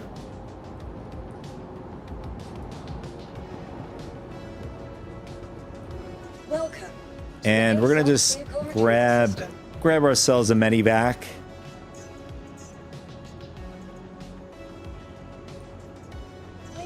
And I almost forgot, we have to load up the beds on this ship. Have you guys loaded up the medivac without beds? I'm wondering what that looks like.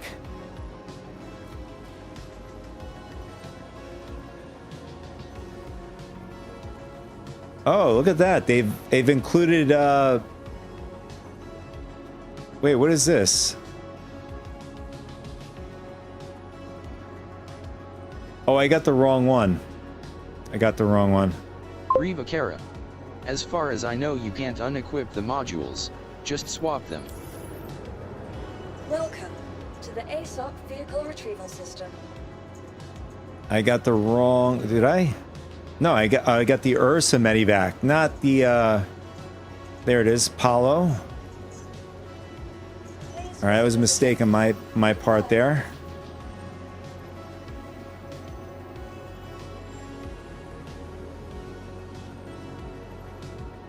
Oh, so it does. It's auto-equipped. Yeah, you're right. You're totally right about that. So it's. I guess when you claim your ship, it comes automatically with the tier 3 beds, according to what I'm seeing here. So if you want to swap it to tier 1, like so. I mean, if I'm soloing with the ship, obviously I'm going to get two tier 1 modules. I mean, that's if the med gels are still bugged. Apparently when you load it, I guess from previous patches, it would just swallow up the med gel, so you would lose a med gel, you lose money. In that point, I would probably have just one tier 1 bed along with the other, you know, right side with a tier 3 med bed, only because I know that the tier 3 is just one med gel stick to be on the safe side, if that is still a bug. But if everything's working, I'll just go with tier 1 on both sides for solo purposes, which I'll be using for the Onyx facility. I mean, I'm not surprised if my ship gets broken into to get robbed or whatever it is. But for solo purposes, I don't even have to put any additional med gels. I'm gonna get, since you guys are also medivac owners too, anybody, especially with the triage, you're gonna get 12 respawns right there. So that's a lot of respawns.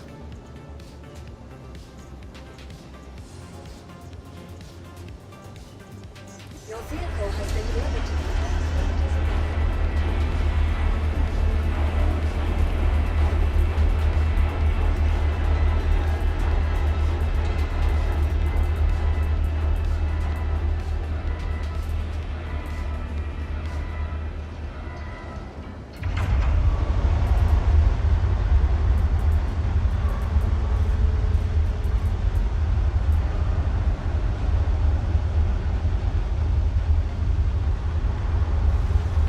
So have any of you guys played on the PTU?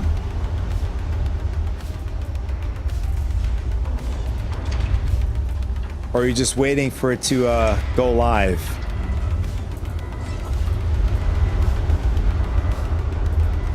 Reva Kara.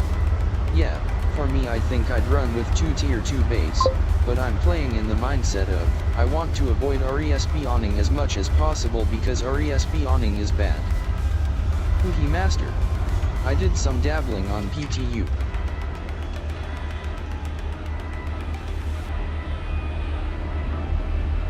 Nightbit. Support the stream and hit that follow button.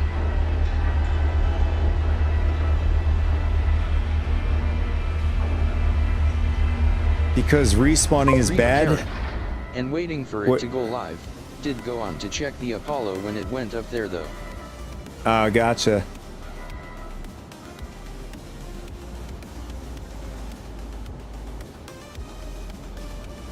Pui Master mentioned his experience with the Hull C and hauling in general. He's had pretty bad luck with it. What's your experience with hauling so far in 4.3? Maybe we'll do a Hull C run. Actually, no, I don't have my. That's the thing that sucks about the PTU. I wish they've unlocked all of the rep so you can actually test it.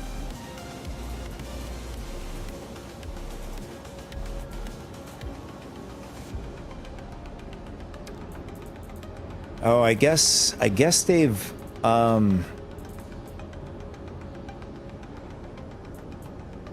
I know the last time I was on, I had the brand new, spanking new LMG.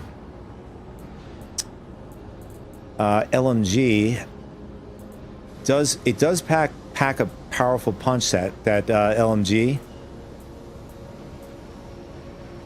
But as you keep, holding down the trigger and allowing it to fire and fire and fire, the rate of fire starts slowing down the longer you fire the gun, or the whatever it is, the energy rifle.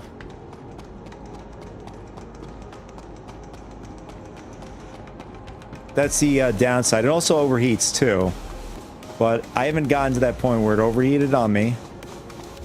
By the time, probably even gets to that point, target's dead far before that.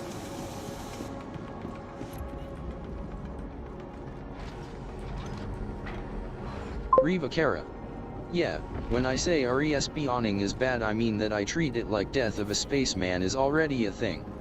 We're getting way too used to just casually backspacing our way out of issues, to the point of using it to teleport between places. It'll make for a huge shock come release when doing it too much will kill your character and force you to remake it.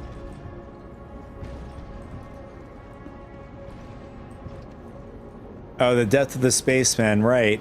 I don't even know when and where they're going to implement that. I think it's going to be a dramatic change.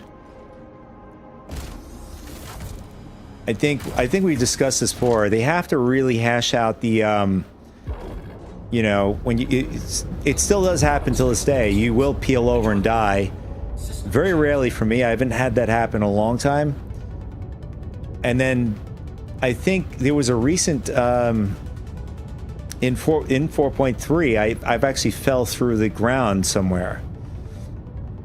So those got to be hashed out. Those are pretty major. If prints are going to be diminished every time you die, that is pretty significant, especially if you have to redo your character again.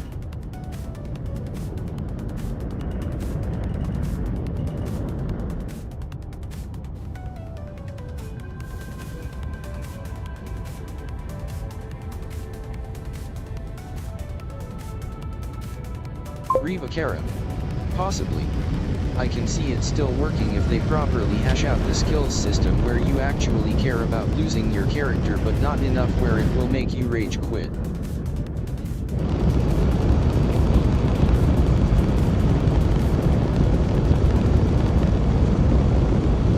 Oh, there's going to be a lot of people that's going to be rage quitting.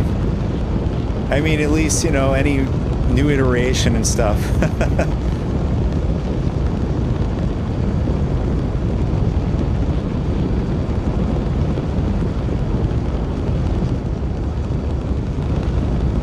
Oh, there we go. That's the button. Wanted to do this. This was pretty cool.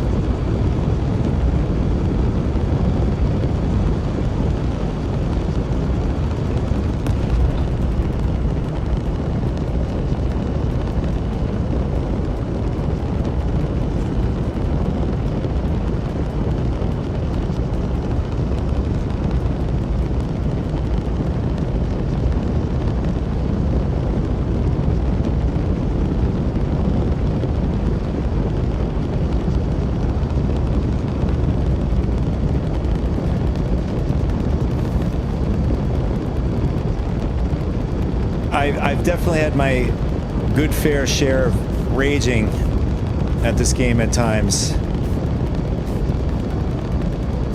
I think most people have. The trouble is it's not really new iteration. It's just that the game has operated this way for so long that people just see it as, this is how this has always worked, and don't look into it. The sheer number of people I've had to explain the way the system is meant to work to is honestly worrying. Why is this, compared to like the PU, the sound is so loud on this. I have to like lower it down to 50%.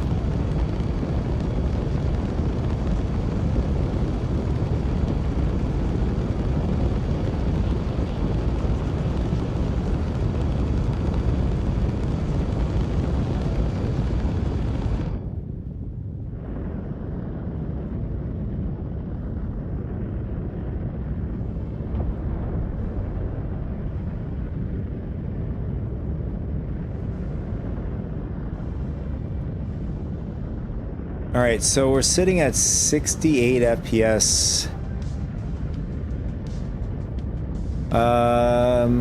Possibly I can see it's still working if they properly hash out a skill system where you actually care about losing your character, but not enough where it will make you rage quit.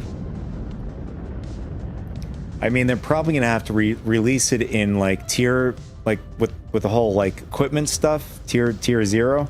You may have to release it in stages, you know, so that it's not too circumscribed. You know, when it comes to like completely dying and then all of a sudden you have to like go through a painful, you know, redoing a lot of things and stuff like that.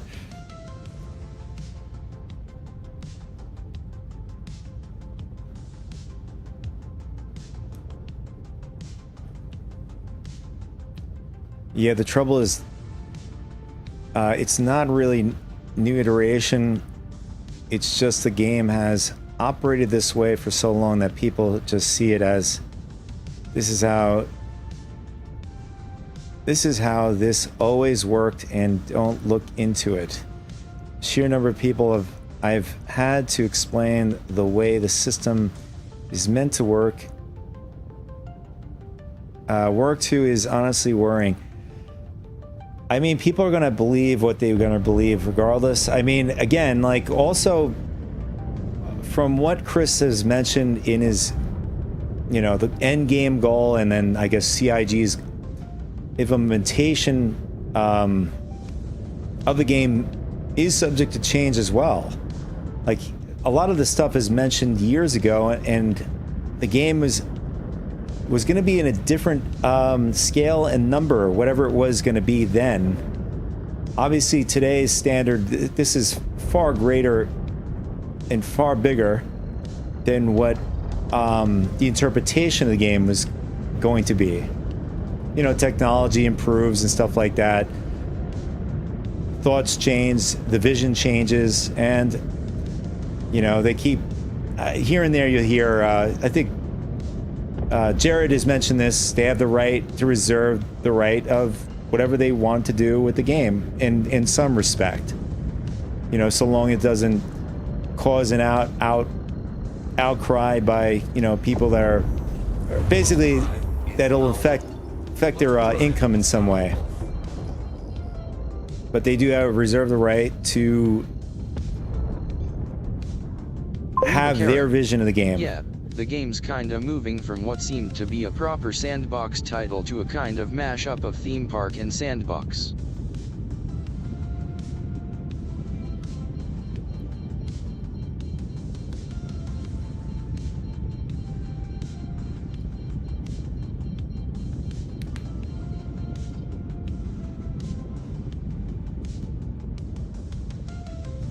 I mean, it's not as easy as just saying that they're trying to make things work in the regard of keeping the attention to the game, to keeping the game exciting, creating FOMO around the game. I mean, that you know, that's just marketing in general, but also, you know, not straying away from the original vision of the game keeping people that are old customers, old backers, right, as satisfied as possible, and along with bringing in new blood to the game where it would further the development of the game. Again, that's like I think we had this discussion in the past, you know, kind of releasing the game in a more of a stage way, where getting an end product out and then expanding upon that, where you're attaching newer systems to the game, rather than just keeping the game completely in alpha for a long time, which you do develop. I mean, regardless, you're going to develop critics no matter what, but at least you have something. I mean, there is something tangible here, but you'll have something far more tangible as having a final release of a product and then building upon that final release of a product going forward.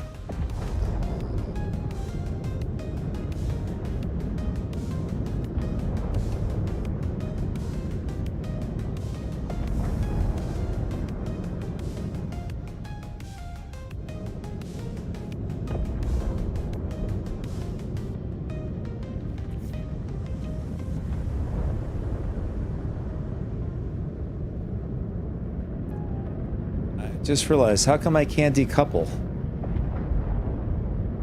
Unless...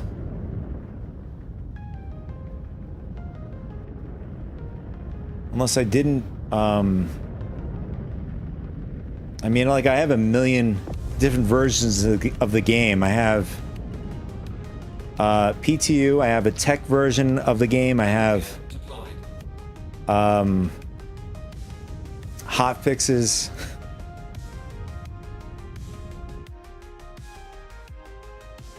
I mean, for all I know, this is probably an older user profile.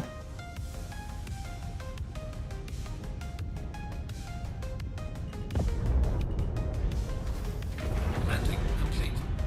Engines are off.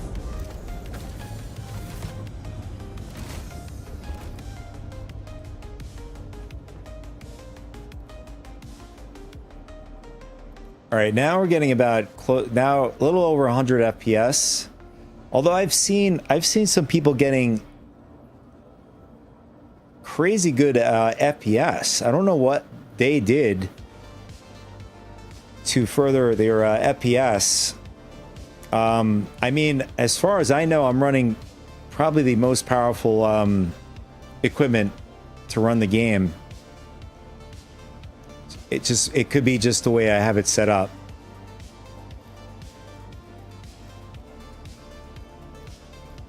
Where is it? Decouple should be under movement. Let's see. Is that... Yeah, it's for some reason it's not on. And then VTOL, where is my VTOL?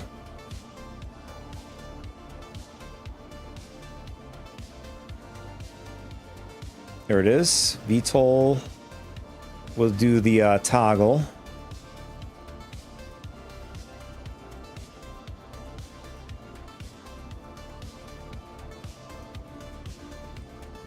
I mean, I do appreciate the aspect of having the deploy rails go down and up. So now now you're able to walk around freely. I did really appreciate that.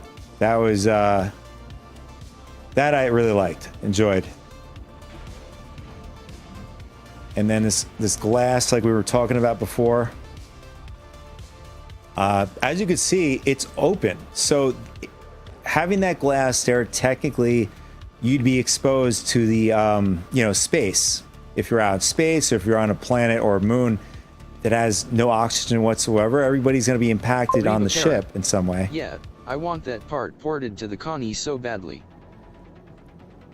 You can't because, well, I mean, technically the Connie doesn't need it because it has a lack of a better word, like a vestibule kind of style already. It brings you into,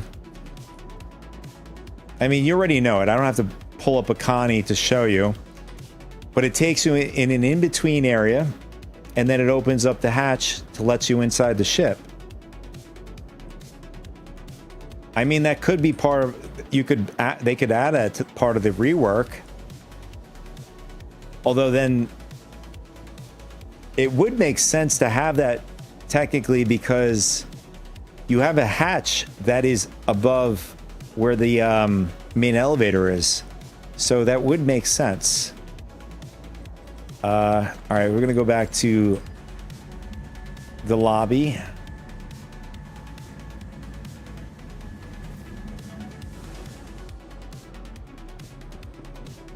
In fact, I want to see if we have... Yeah, as you can see, we have no reputation whatsoever. I just wish that they had, you know, unlocked everything so you can, like, test things out. Instead of, like, you know, things go on to the PTU, or PU, rather. And then you just find out if it's not working or not. Otherwise, you're in for a long grind in order to get up to, you know, experience rank or whatever, just to even test out the Hall C properly. Which, to me, in my opinion, is not worth it. I mean, if they want to pay me to do it, that's a different story.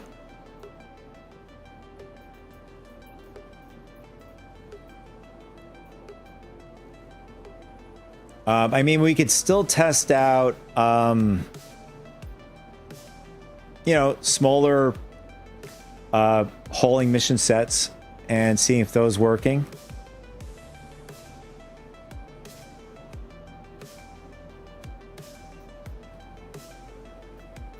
So have you guys worked on the Red Wind Seeking New Haulers? This is essentially for the pyro side of hauling and stuff.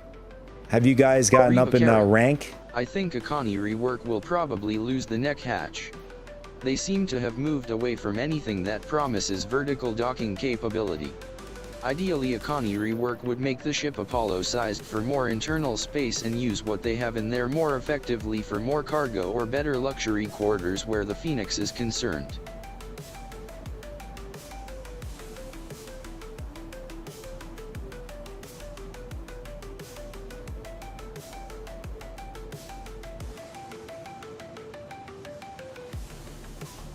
Oh, lose the neck hatch? Well, you got to remember, you have the turret system. Depending on the Andromeda, obviously has turret up and down within the bridge. You know, it depends on the ship. Taurus has the tractor on the bottom. The Aquila has a science, I guess, tracker type of style thing on one of the turrets. I think it's on the upper one. But regardless, the point is that what you're trying to say, where to have sort of like similar to what, or at least what the Apollo has within the bridge?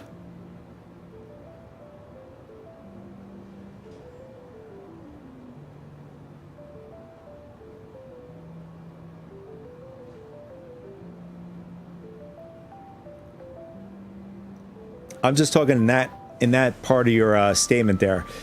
Now, when it comes to ideally a Connie rework would make the ship Apollo-sized for more internal space and use what they have in there more effectively for more cargo or better luxury quarters where the Phoenix is concerned.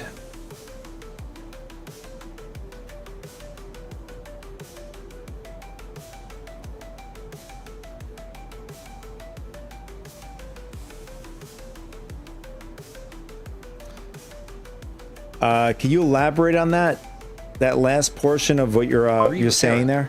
Yeah, so replace the current drop-down elevator on the Connie with the Apollo's tube elevator and remove the hatch above it to accommodate the glass tube. Oh, I see what you're saying. I mean, I do like the fact that you have so many different ways to get in and out of the ship if you want.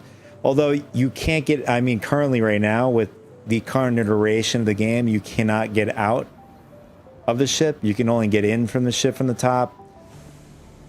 you know, and then, you know, you also have the two hatches in the back, the port side and starboard side. So many, I mean, I'm not surprised at that size of a ship has the most in and out in the game at that size.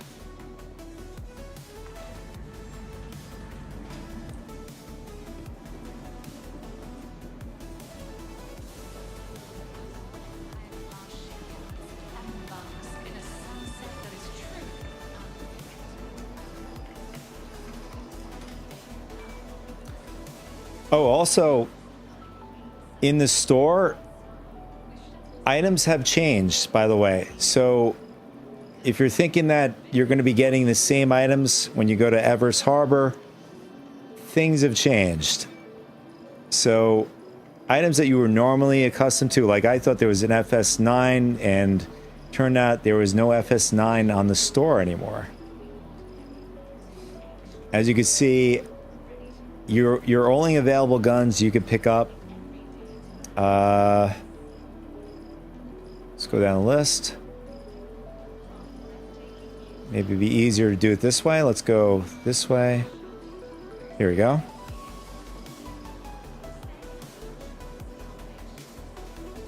All right, so you got your P4, you got pistols, the Galleon. Actually, thinking on it. And the shotgun, the Corsair. Coroner rifle. Change the elevator out for the Apollo's tube style, but let it go either down to the ground or up to the top of the ship to keep the functionality of the top hatch.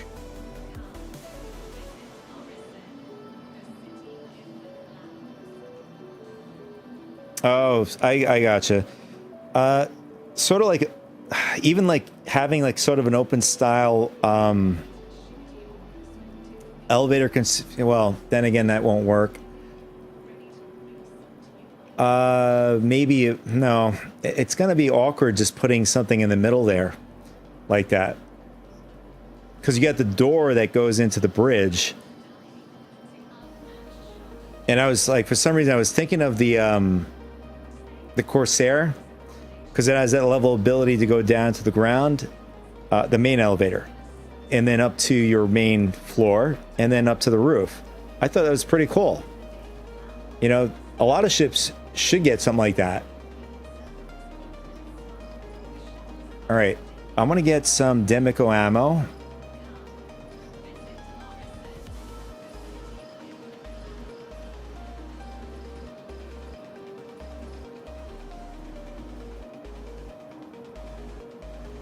All right, so they have the brand new LMG ammo in the store here. The Fresnel Energy LMG.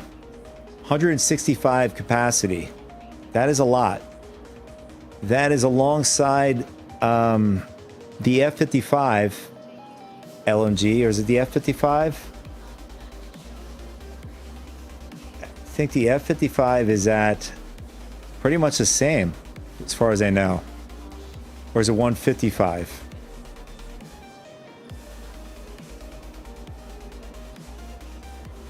There's really no way to compare it. I don't know if they have the ammo in the store here. Let's see.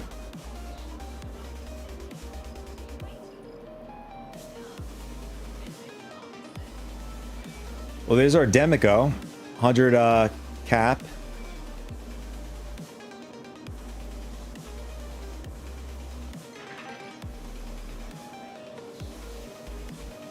There it is, F-55. Yeah, so total capacity is 150. So currently, the new upcoming patch, the brand new LMG is going to have the highest capacity round out of all of the LMGs in the game. Riva Cara. From what I hear, the Fresnel is more of a suppression LMG, kind of like the F-55. More suppression? It's a weird kind of style of gameplay with that weapon, the brand new LMG, the Fresnel. Like, the beginning fire rate is fast, but if you hold down the trigger long, and as it continues to fire, it slows down to almost like a stalling point. It's kind of a weird kind of style of gameplay with that weapon, especially like that, since it's an LMG. But in the initial exchange of fire rate, you know, the damage is substantial. So basically you have to treat the thing like an MG3 IRL. Think of ballistics, right? Although no, ballistics wouldn't be the best way, because as you know, you keep firing ballistics, it overheats. I mean, that's essentially the whole genre of the parallaxes, this new genre of weapon in the game, right? The only thing, again, like I said, the Fesnel, the MG3, I don't know too much about the MG3 IRL.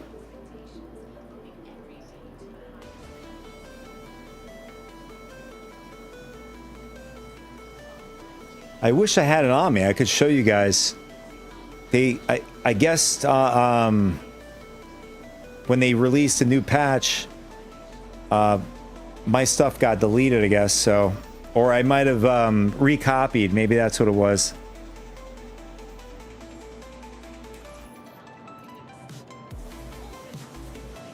All right, I have the Karna as well.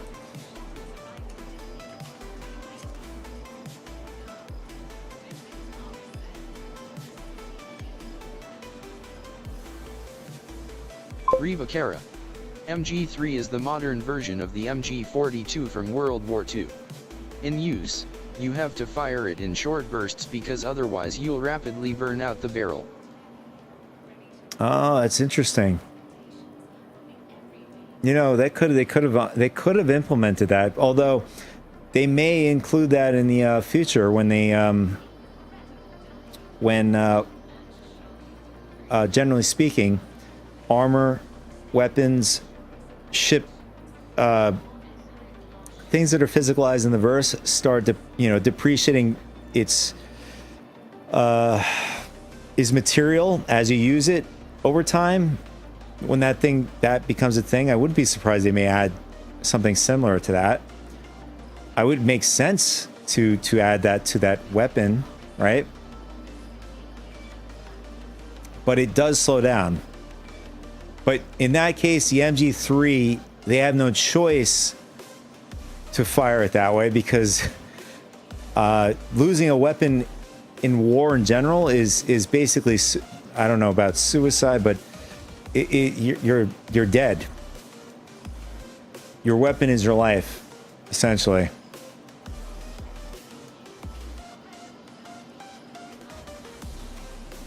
You and your weapon are one.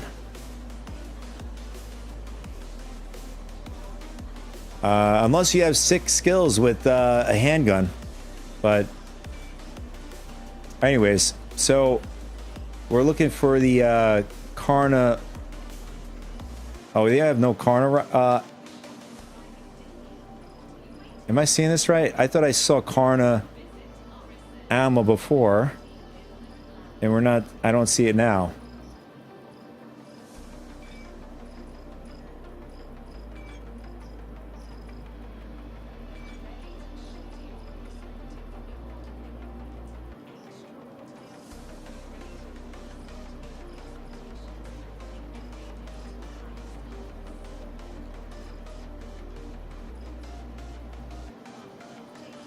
Am I going crazy, or am I seeing different ammo now? Nightbit. Find us at I think I'm seeing different ammo.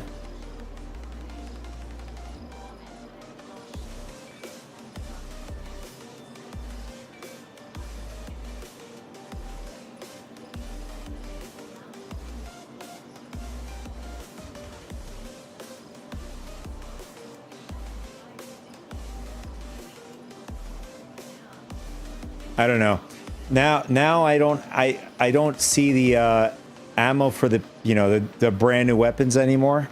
They're not on the list here anymore.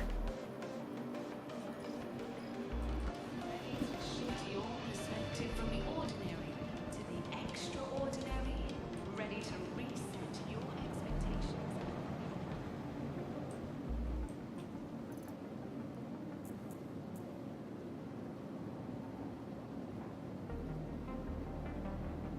All right, there's no point in carrying the...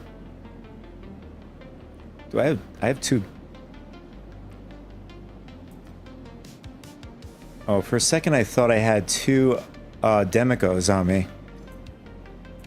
That's a Karna, okay.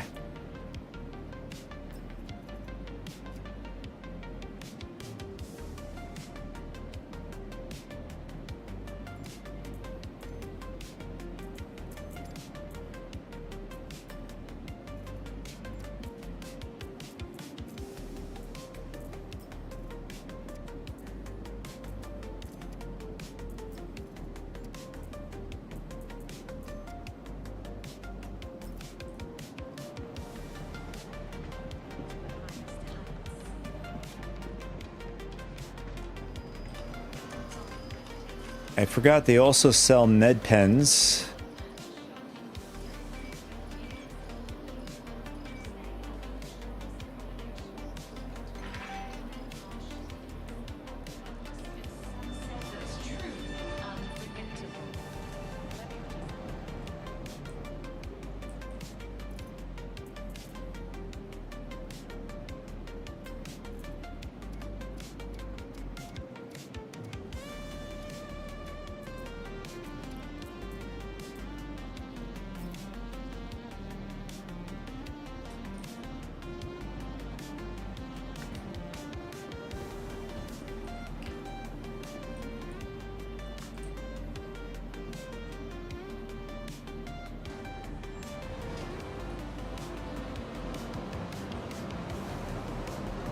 And then lastly, we're going to get the tractor beam attachment.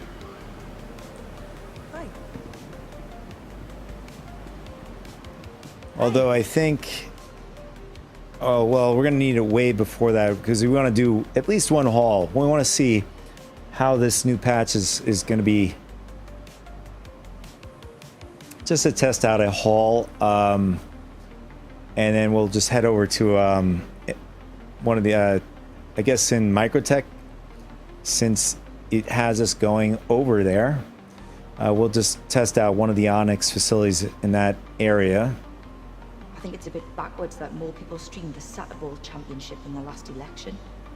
People need to get their priorities straight.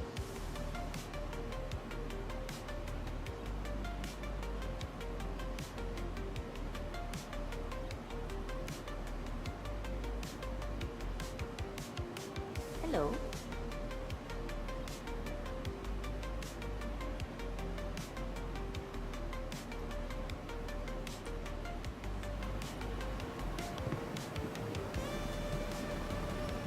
Hey.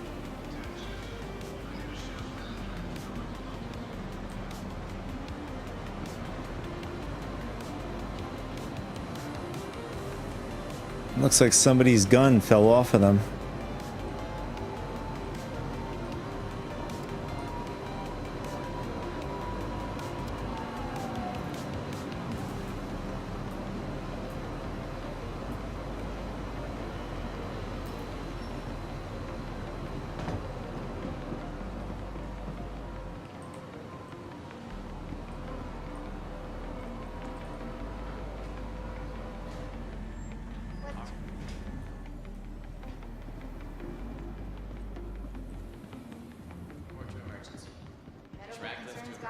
I mean, I have to say the patch does feel pretty good.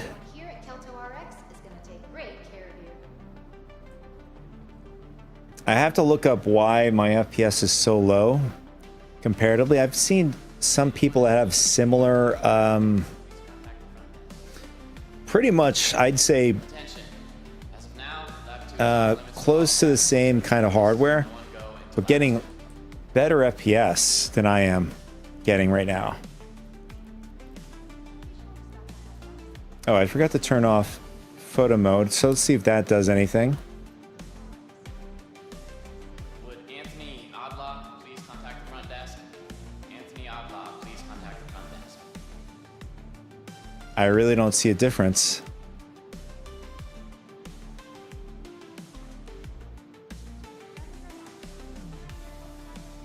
Oh, we're at 50% performance. Ready to get your character Let's go back. Let's turn this off. Let's see what happens. Start your treatment now.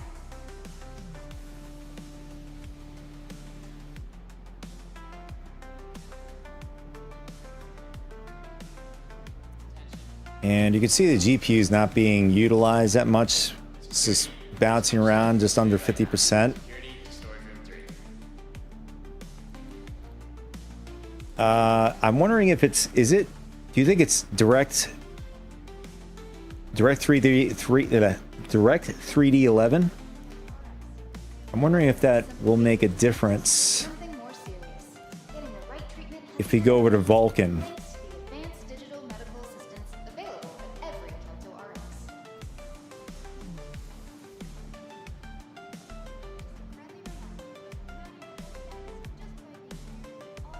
Yeah, I'm not going to turn this into a Welcome to Kelto. performance stream. Treatment is I'm just trying to like see if I can do something quick to kind of improve my performance now, but nothing seems to be changing or whatever improving. But again, I think it's pretty good for what it is right now. I think the patch is pretty much ready. I mean, unless that they're trying to stabilize something critical before going live.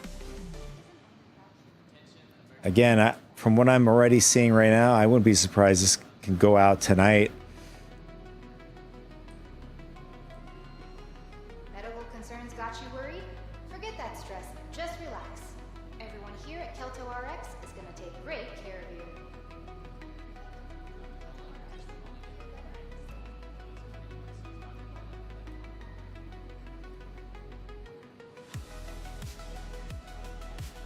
Riva Cara.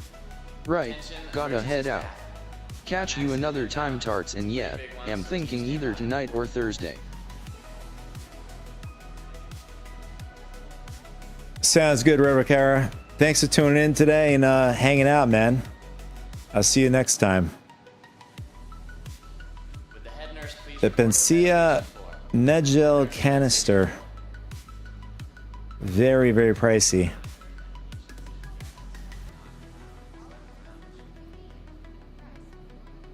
I mean, it's going to be very interesting when I'm sure there's going to be, Feeling better? you know, purposeful large-scale battles with other orgs Sweet, cool treat. Everyone to loves. kind of like, well, create content, 1, and 2 for the fun of it, and 3 to sort of like, I guess, test out this whole change with the whole medical thing, maybe even giving CIG some Sniffles? ideas on Getting the right implementing something that possibly in the future, medical assistance how they can use this in a better way, or perhaps an event or whatever. But now, I mean, in current iteration, 100,000 from what was described from one of the devs. Essentially, they upped it from 1 revive to now 2 revives. So technically, I think it's 200 you get in 1 canister. They've, you know, math, you're getting 50k per, but you're not really, because you still got to buy the whole thing. But anyways, like I was saying, you know, with this kind of content that I guess, you know, content creators, orgs are going to probably create some sort of situation where they're going to utilize the new gameplay, and to the ASOP vehicle retrieval orgs are likely going to have people stand by ships that are carrying a ton of these medgels to safeguard them, because, you know, pirates and stuff like that, seeing an opportunity, you could still sell those for 48k for one of those. So you can make some good money and also have a pretty fun gameplay experience doing it as well. All right. So I think we're pretty good to go. So we're going to head back down to the hangar. And since this hauling mission doesn't require much, we're just going to use the minivac to go pick up the stuff and drop off the cargo.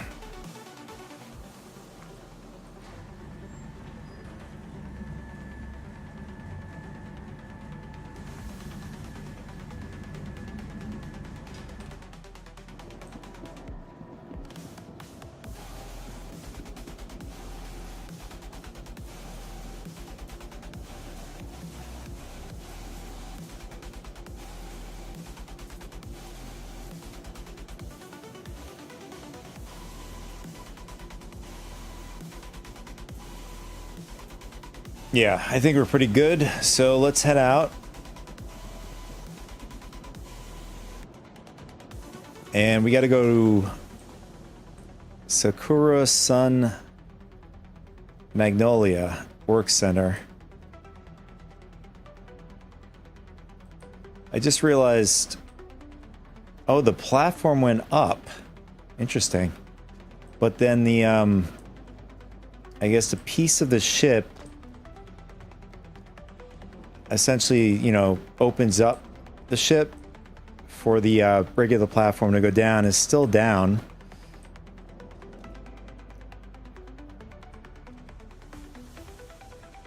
So where's the button? There it is, right in front of my face.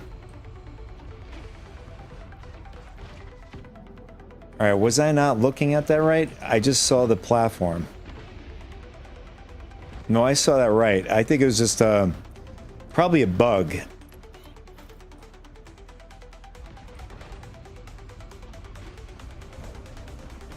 Now, the other thing is I haven't tested this. Maybe somebody else has. I don't know, because it seems that this thing just stays down. It doesn't go back up. I'm wondering if, you know, a player that's not on your team can just get into your ship, or does it just stay down there? It's sort of like the 890 jump. You have no access to the ship. You can't go up through somebody's main elevator or even the cargo elevator either, if you're not part of that group.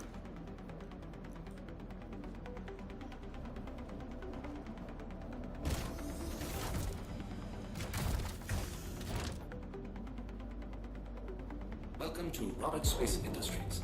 Enjoy the ride. System check. Shields are on. Landing gear raised. Yeah, so they did reset. Yeah, they did reset the stuff in this patch. I do remember having the Andor on the top turret there.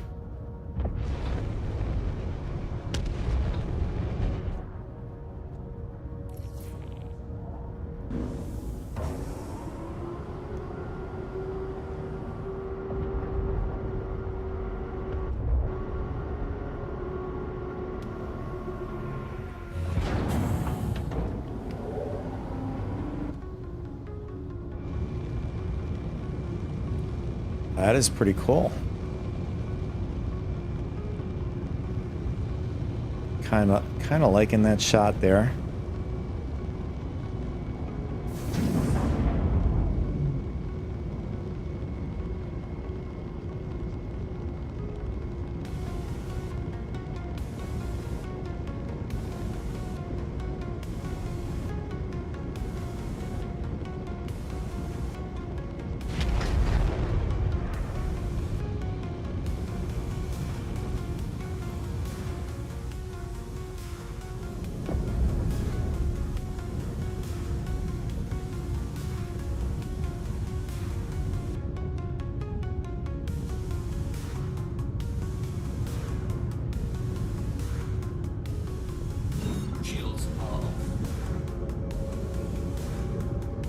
Alright, it's just giving us a delivery point. Where's the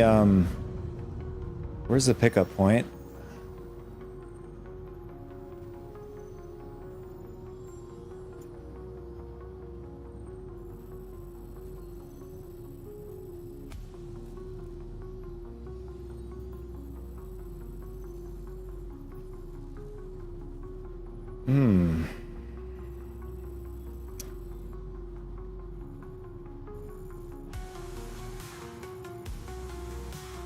It seems to me it's borked because I don't see a pickup point.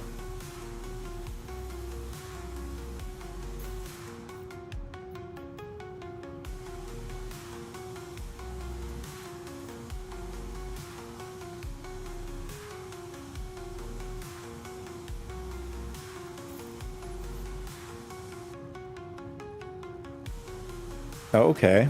Yeah, so we were supposed to collect it at Everest Harbor. It changed again. So I think the original mission was to go to Microtech.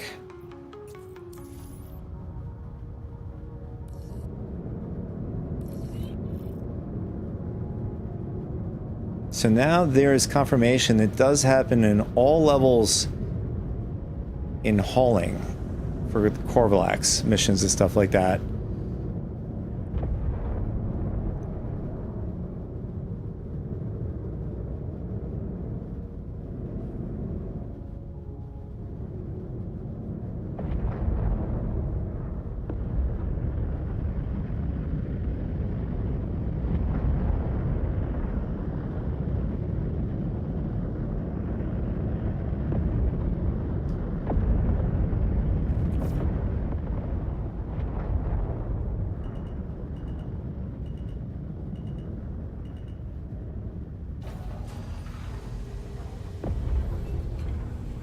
Landing gear deployed.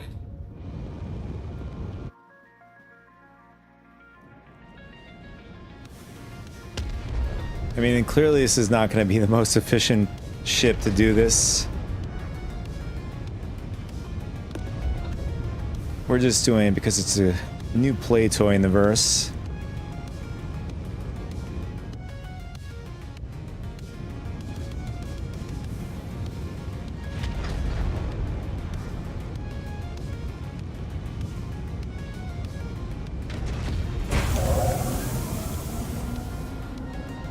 Engines on.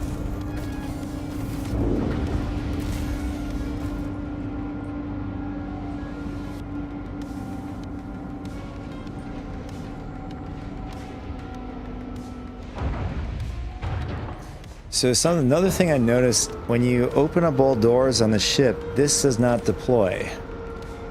Just the rear ramp deploys.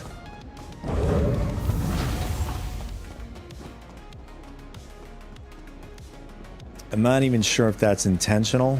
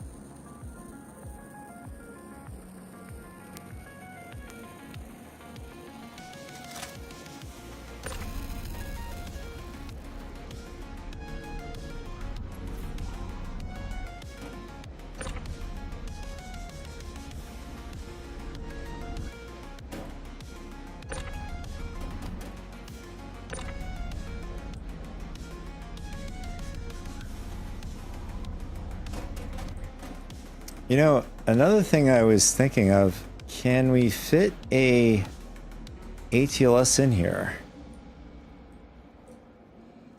I don't think so. I think the door is, I think the ATLS is a little taller. I mean, it's worth a shot. Welcome to the ASOP vehicle retrieval system.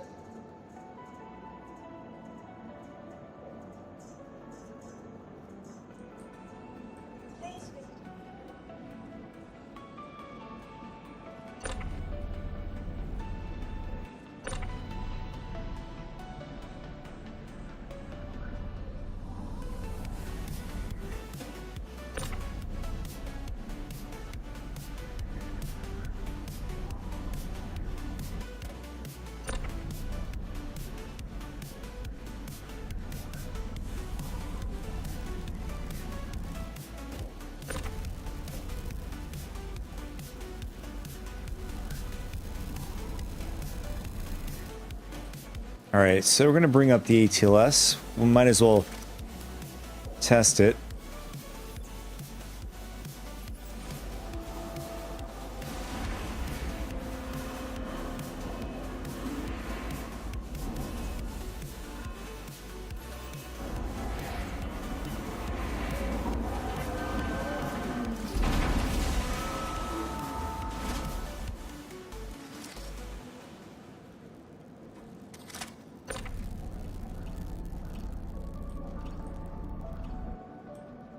Okay, I guess that bug is still in the game. So you have to like send it down and up again. Oh, and actually we lost it completely, I think.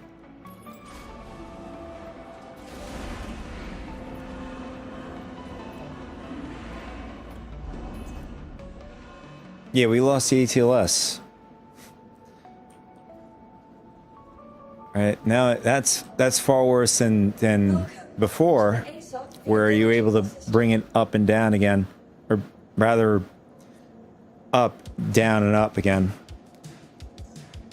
Your insurance claim has been sent.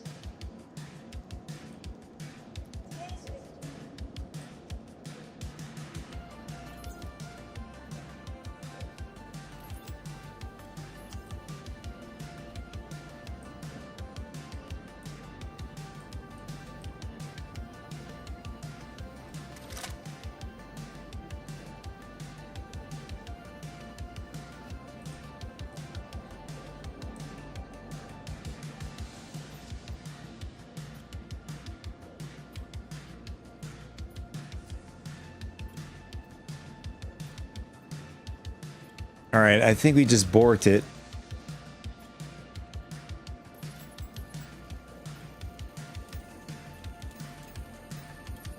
Yeah, so we're gonna just load up whatever we have here. I don't know if it's because these boxes are on this yellow caution area.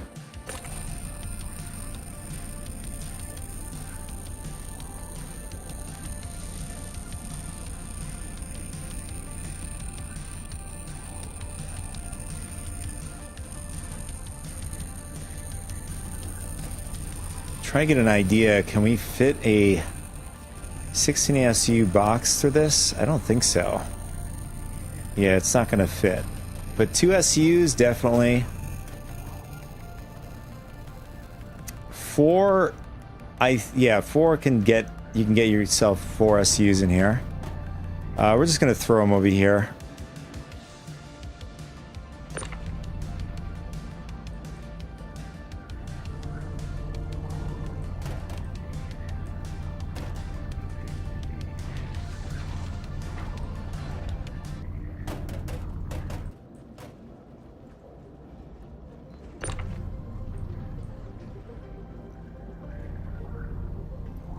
And look at that.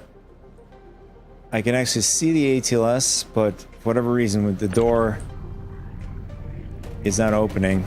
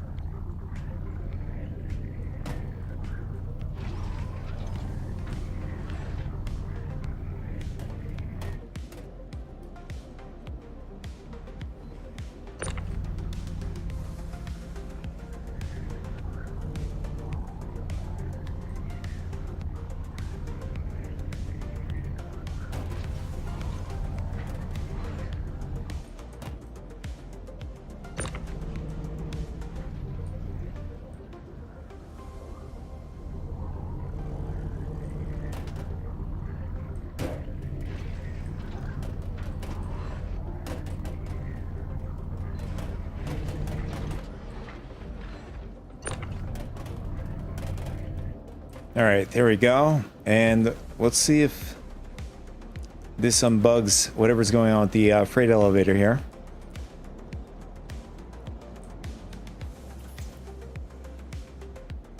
Okay, looks like it fixed it. Maybe. Yeah. So I guess having your stuff here sort of bugs the elevator out.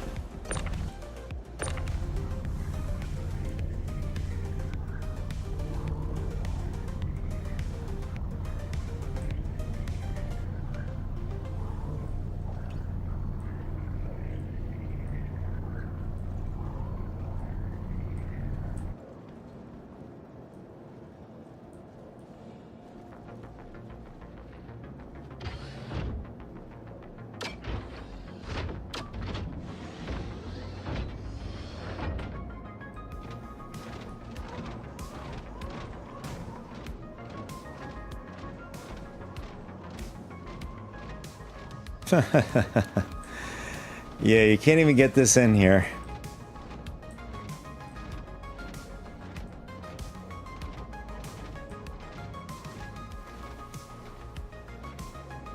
I mean, I'm wondering if you could just leave it here.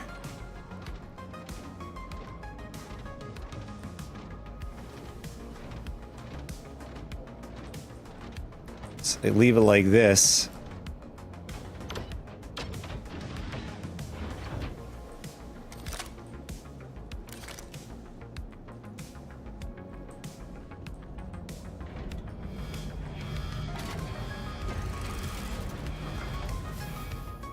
Okay. I mean, we'll see if it clips through the door there.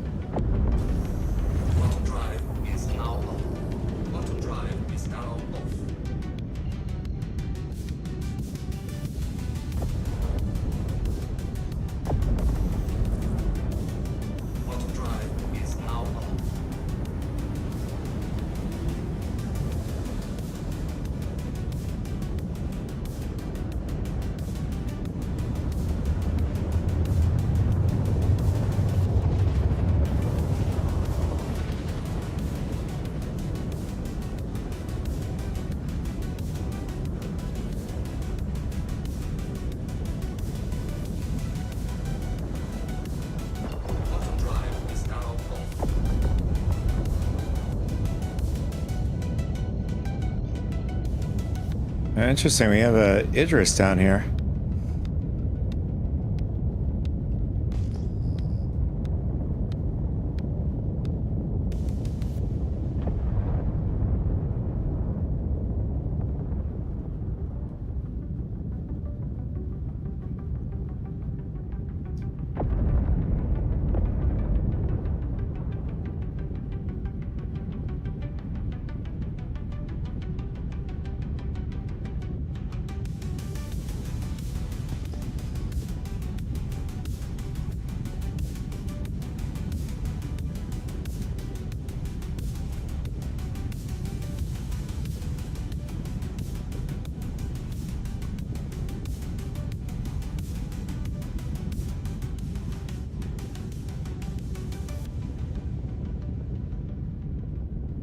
Yeah, I just noticed that the ship is slightly going to the right.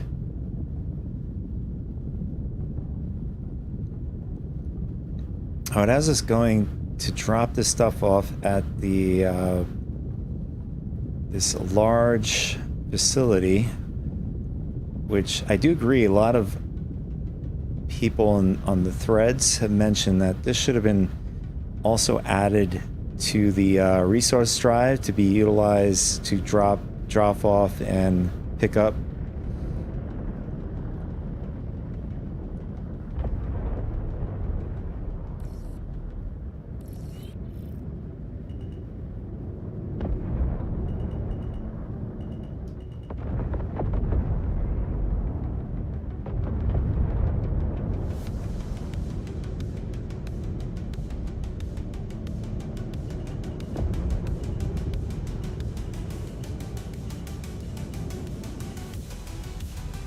Docking request initiated.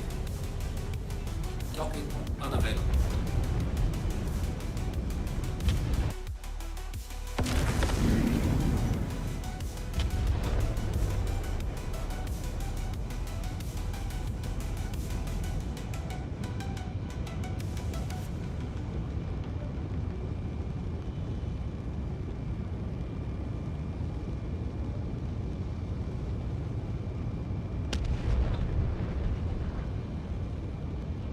Did I not put my landing gears down? I think I did. Oh, there we go. Yep. Engines off.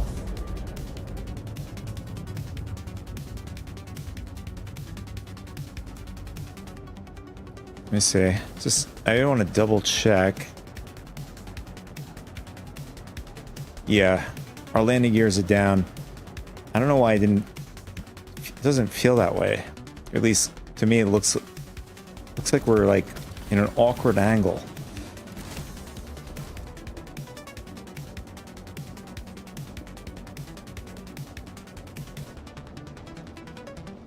So you can technically bring an ATLS with you. It's just gonna stay out here.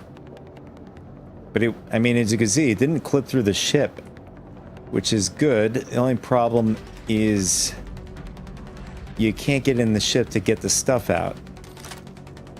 But you can transport your stuff.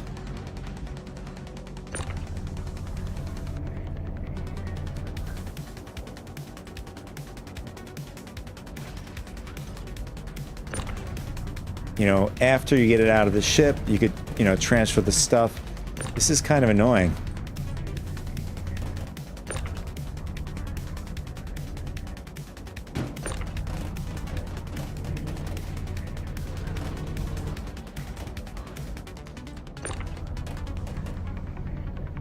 Something I and many other players out there have argued for is having a feature where you can lock the doors open. You don't want them to close.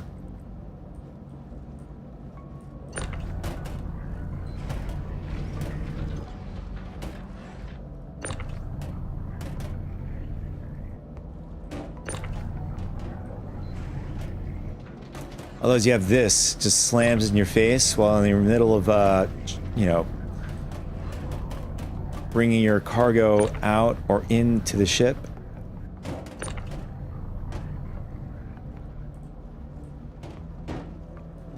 Said the cargo area is on this side of the wall. I mean, I think having, I mean, it would have made it less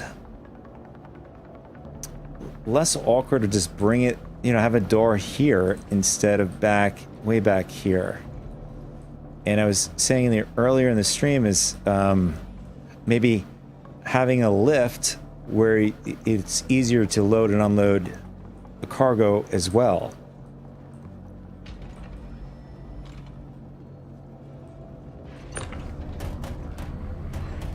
I mean, there obviously is going to be plus to it and a minus to that as well, you know, being that, you know, players can shoot your doors and the doors are eventually open. So that's obviously your negative.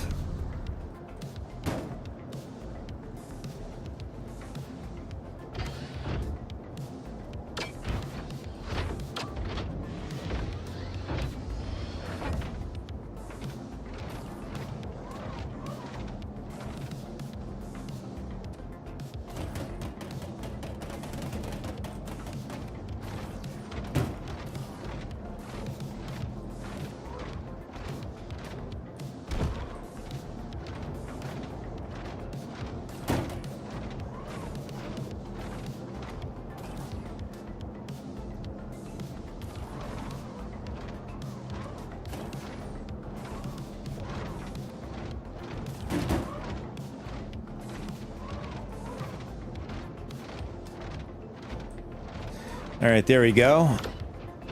This is obviously the ship you would be doing, I mean, you can. Doing cargo runs with.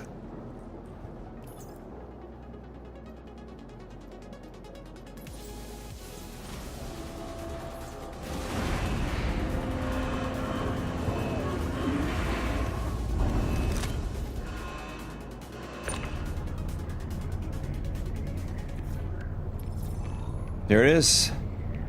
So the cargo is a success.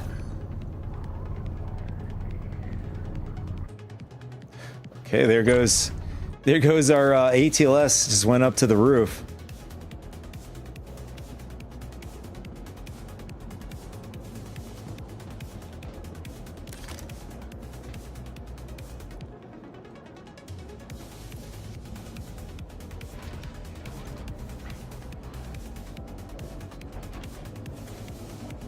And then I also want to test out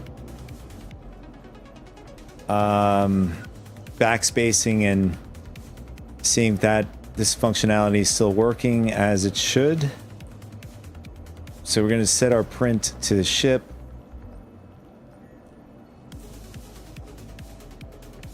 And technically we're supposed to respawn right back here.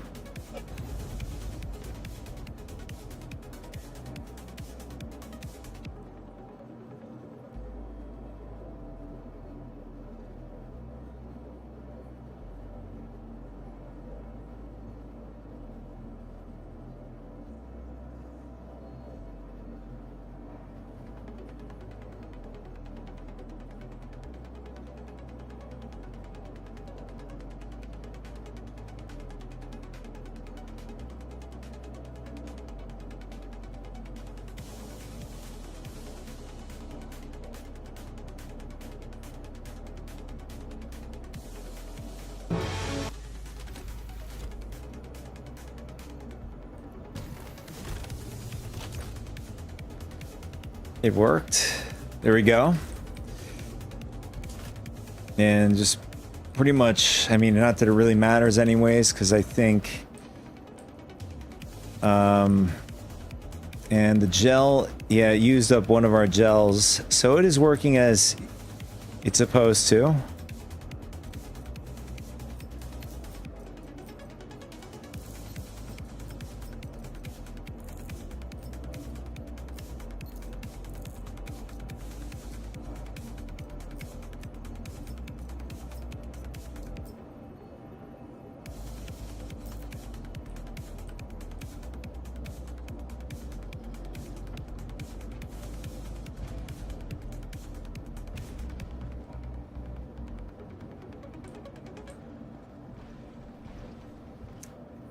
And somebody said on the PTU, or at least a chat on PTU here, is saying that there is a server error.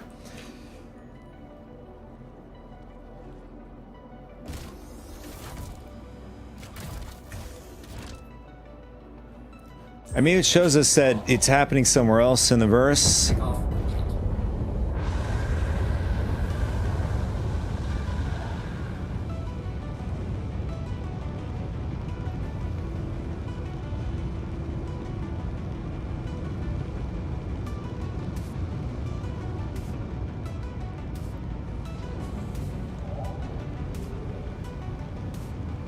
So overall, pretty exciting. We're gonna have the new ship in the game.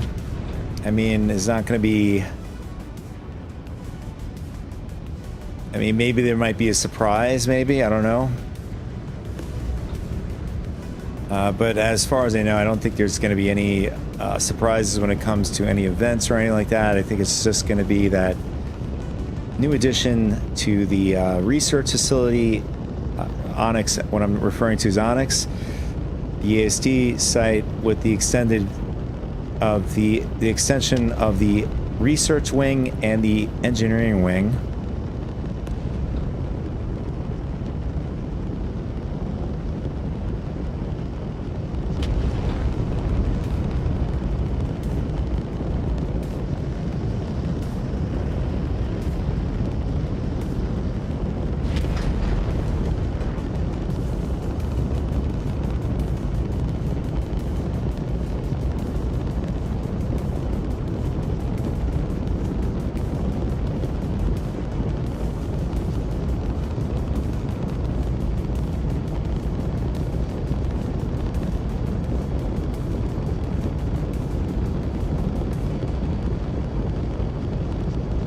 Yeah, I think Jumptown, if they brought Jumptown into 4.3.1 as an event, I think it would spark interest into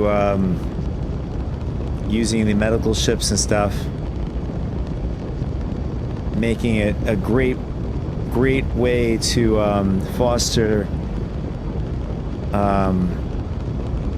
obviously the new iteration of the medical gameplay, along with the new ships variant, obviously, between the two, Triage and the medevac.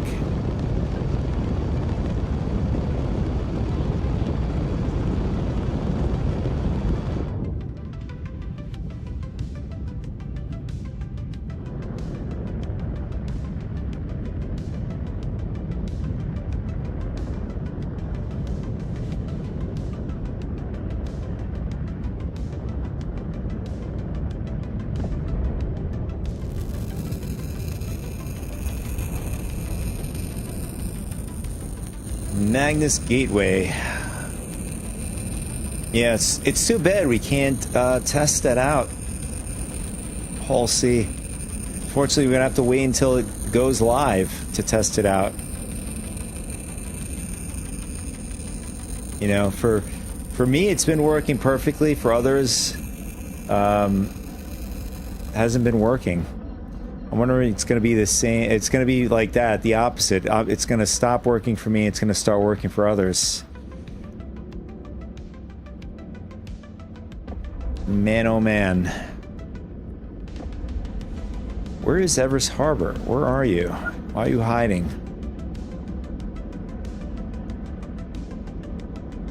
Why are you hiding from me? Where are you? There it is. Yeah, it's right over here.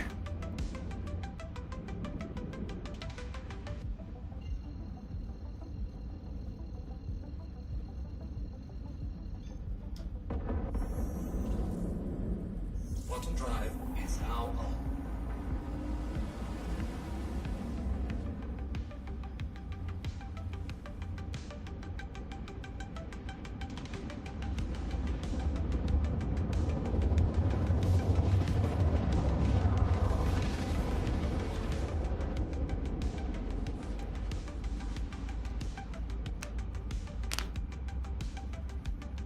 Quantum drive is now off.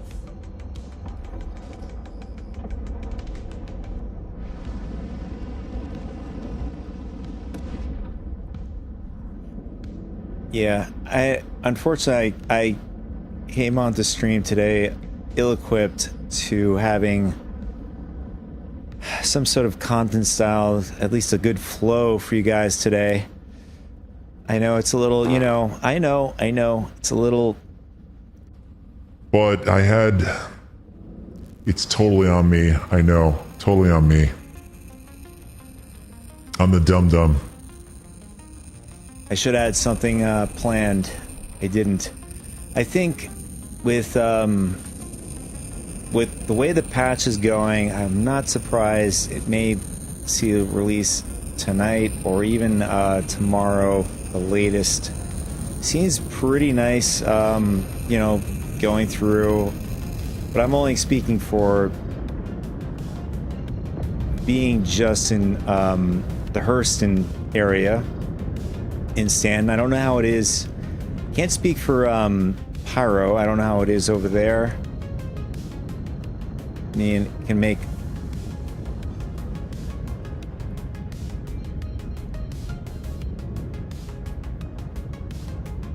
Let's see, we'll just ask in the chat, see how everybody... Oh, look at that. So they've added a tab here. Interesting.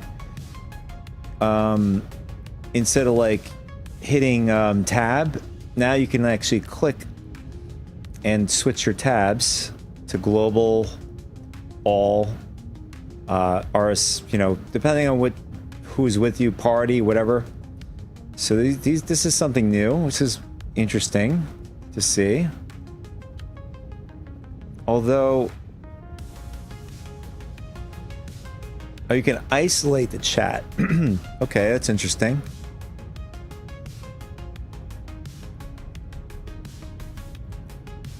Oh, but you can also tab to type in, you know, one of the chats if you have the chat open. And what else? What does this one do? Oh, this brings you up to the main chat. But still, there's really no convenient way. All right, if somebody, you know, looking for a group or I need help, there's no way to, like, you know, like they have searches for everything else. Like, for example,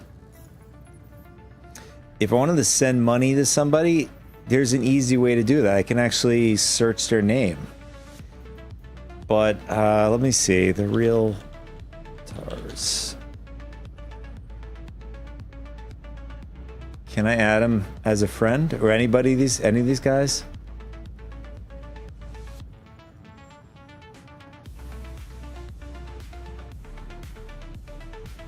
Now there's a tab for AUEC, but the only thing you can do is AUEC. I'm wondering why even make a tab unless they are going to come out with some sort of additional kind of currency system. So even this way, it would have been like a temporary way to invite people, right? Since this is already existing in the game. Maybe adding that search functionality when it comes to, you know, like, hey, I'm looking for a group. I want to do some ASD. Is anybody in? Yeah, I'm in. And then I just can, you know, like it'd be nice to have this looking for group. And then you can, you know, pick up somebody easier that way instead of like looking through 600 players. And even then, at sometimes they're not even on the list. I've said this so many times. Are we going to get it at some point? You know, that would be pretty damn nice to have. Quality of life too. Or even something, you know, something I would think something simple. I can click on someone's name, send invites, send private message or something like that. Be also nice. And then the search option somewhere up here. I could search somebody in the list. Yeah, so that the quality of life stuff like that would help tremendously.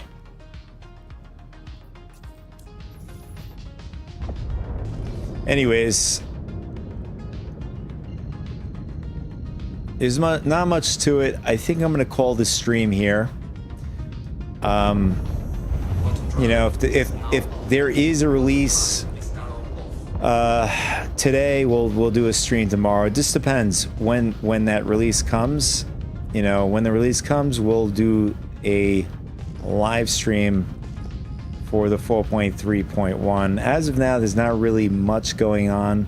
Just waiting for the release, and then we'll do some gameplay and then have some fun with it.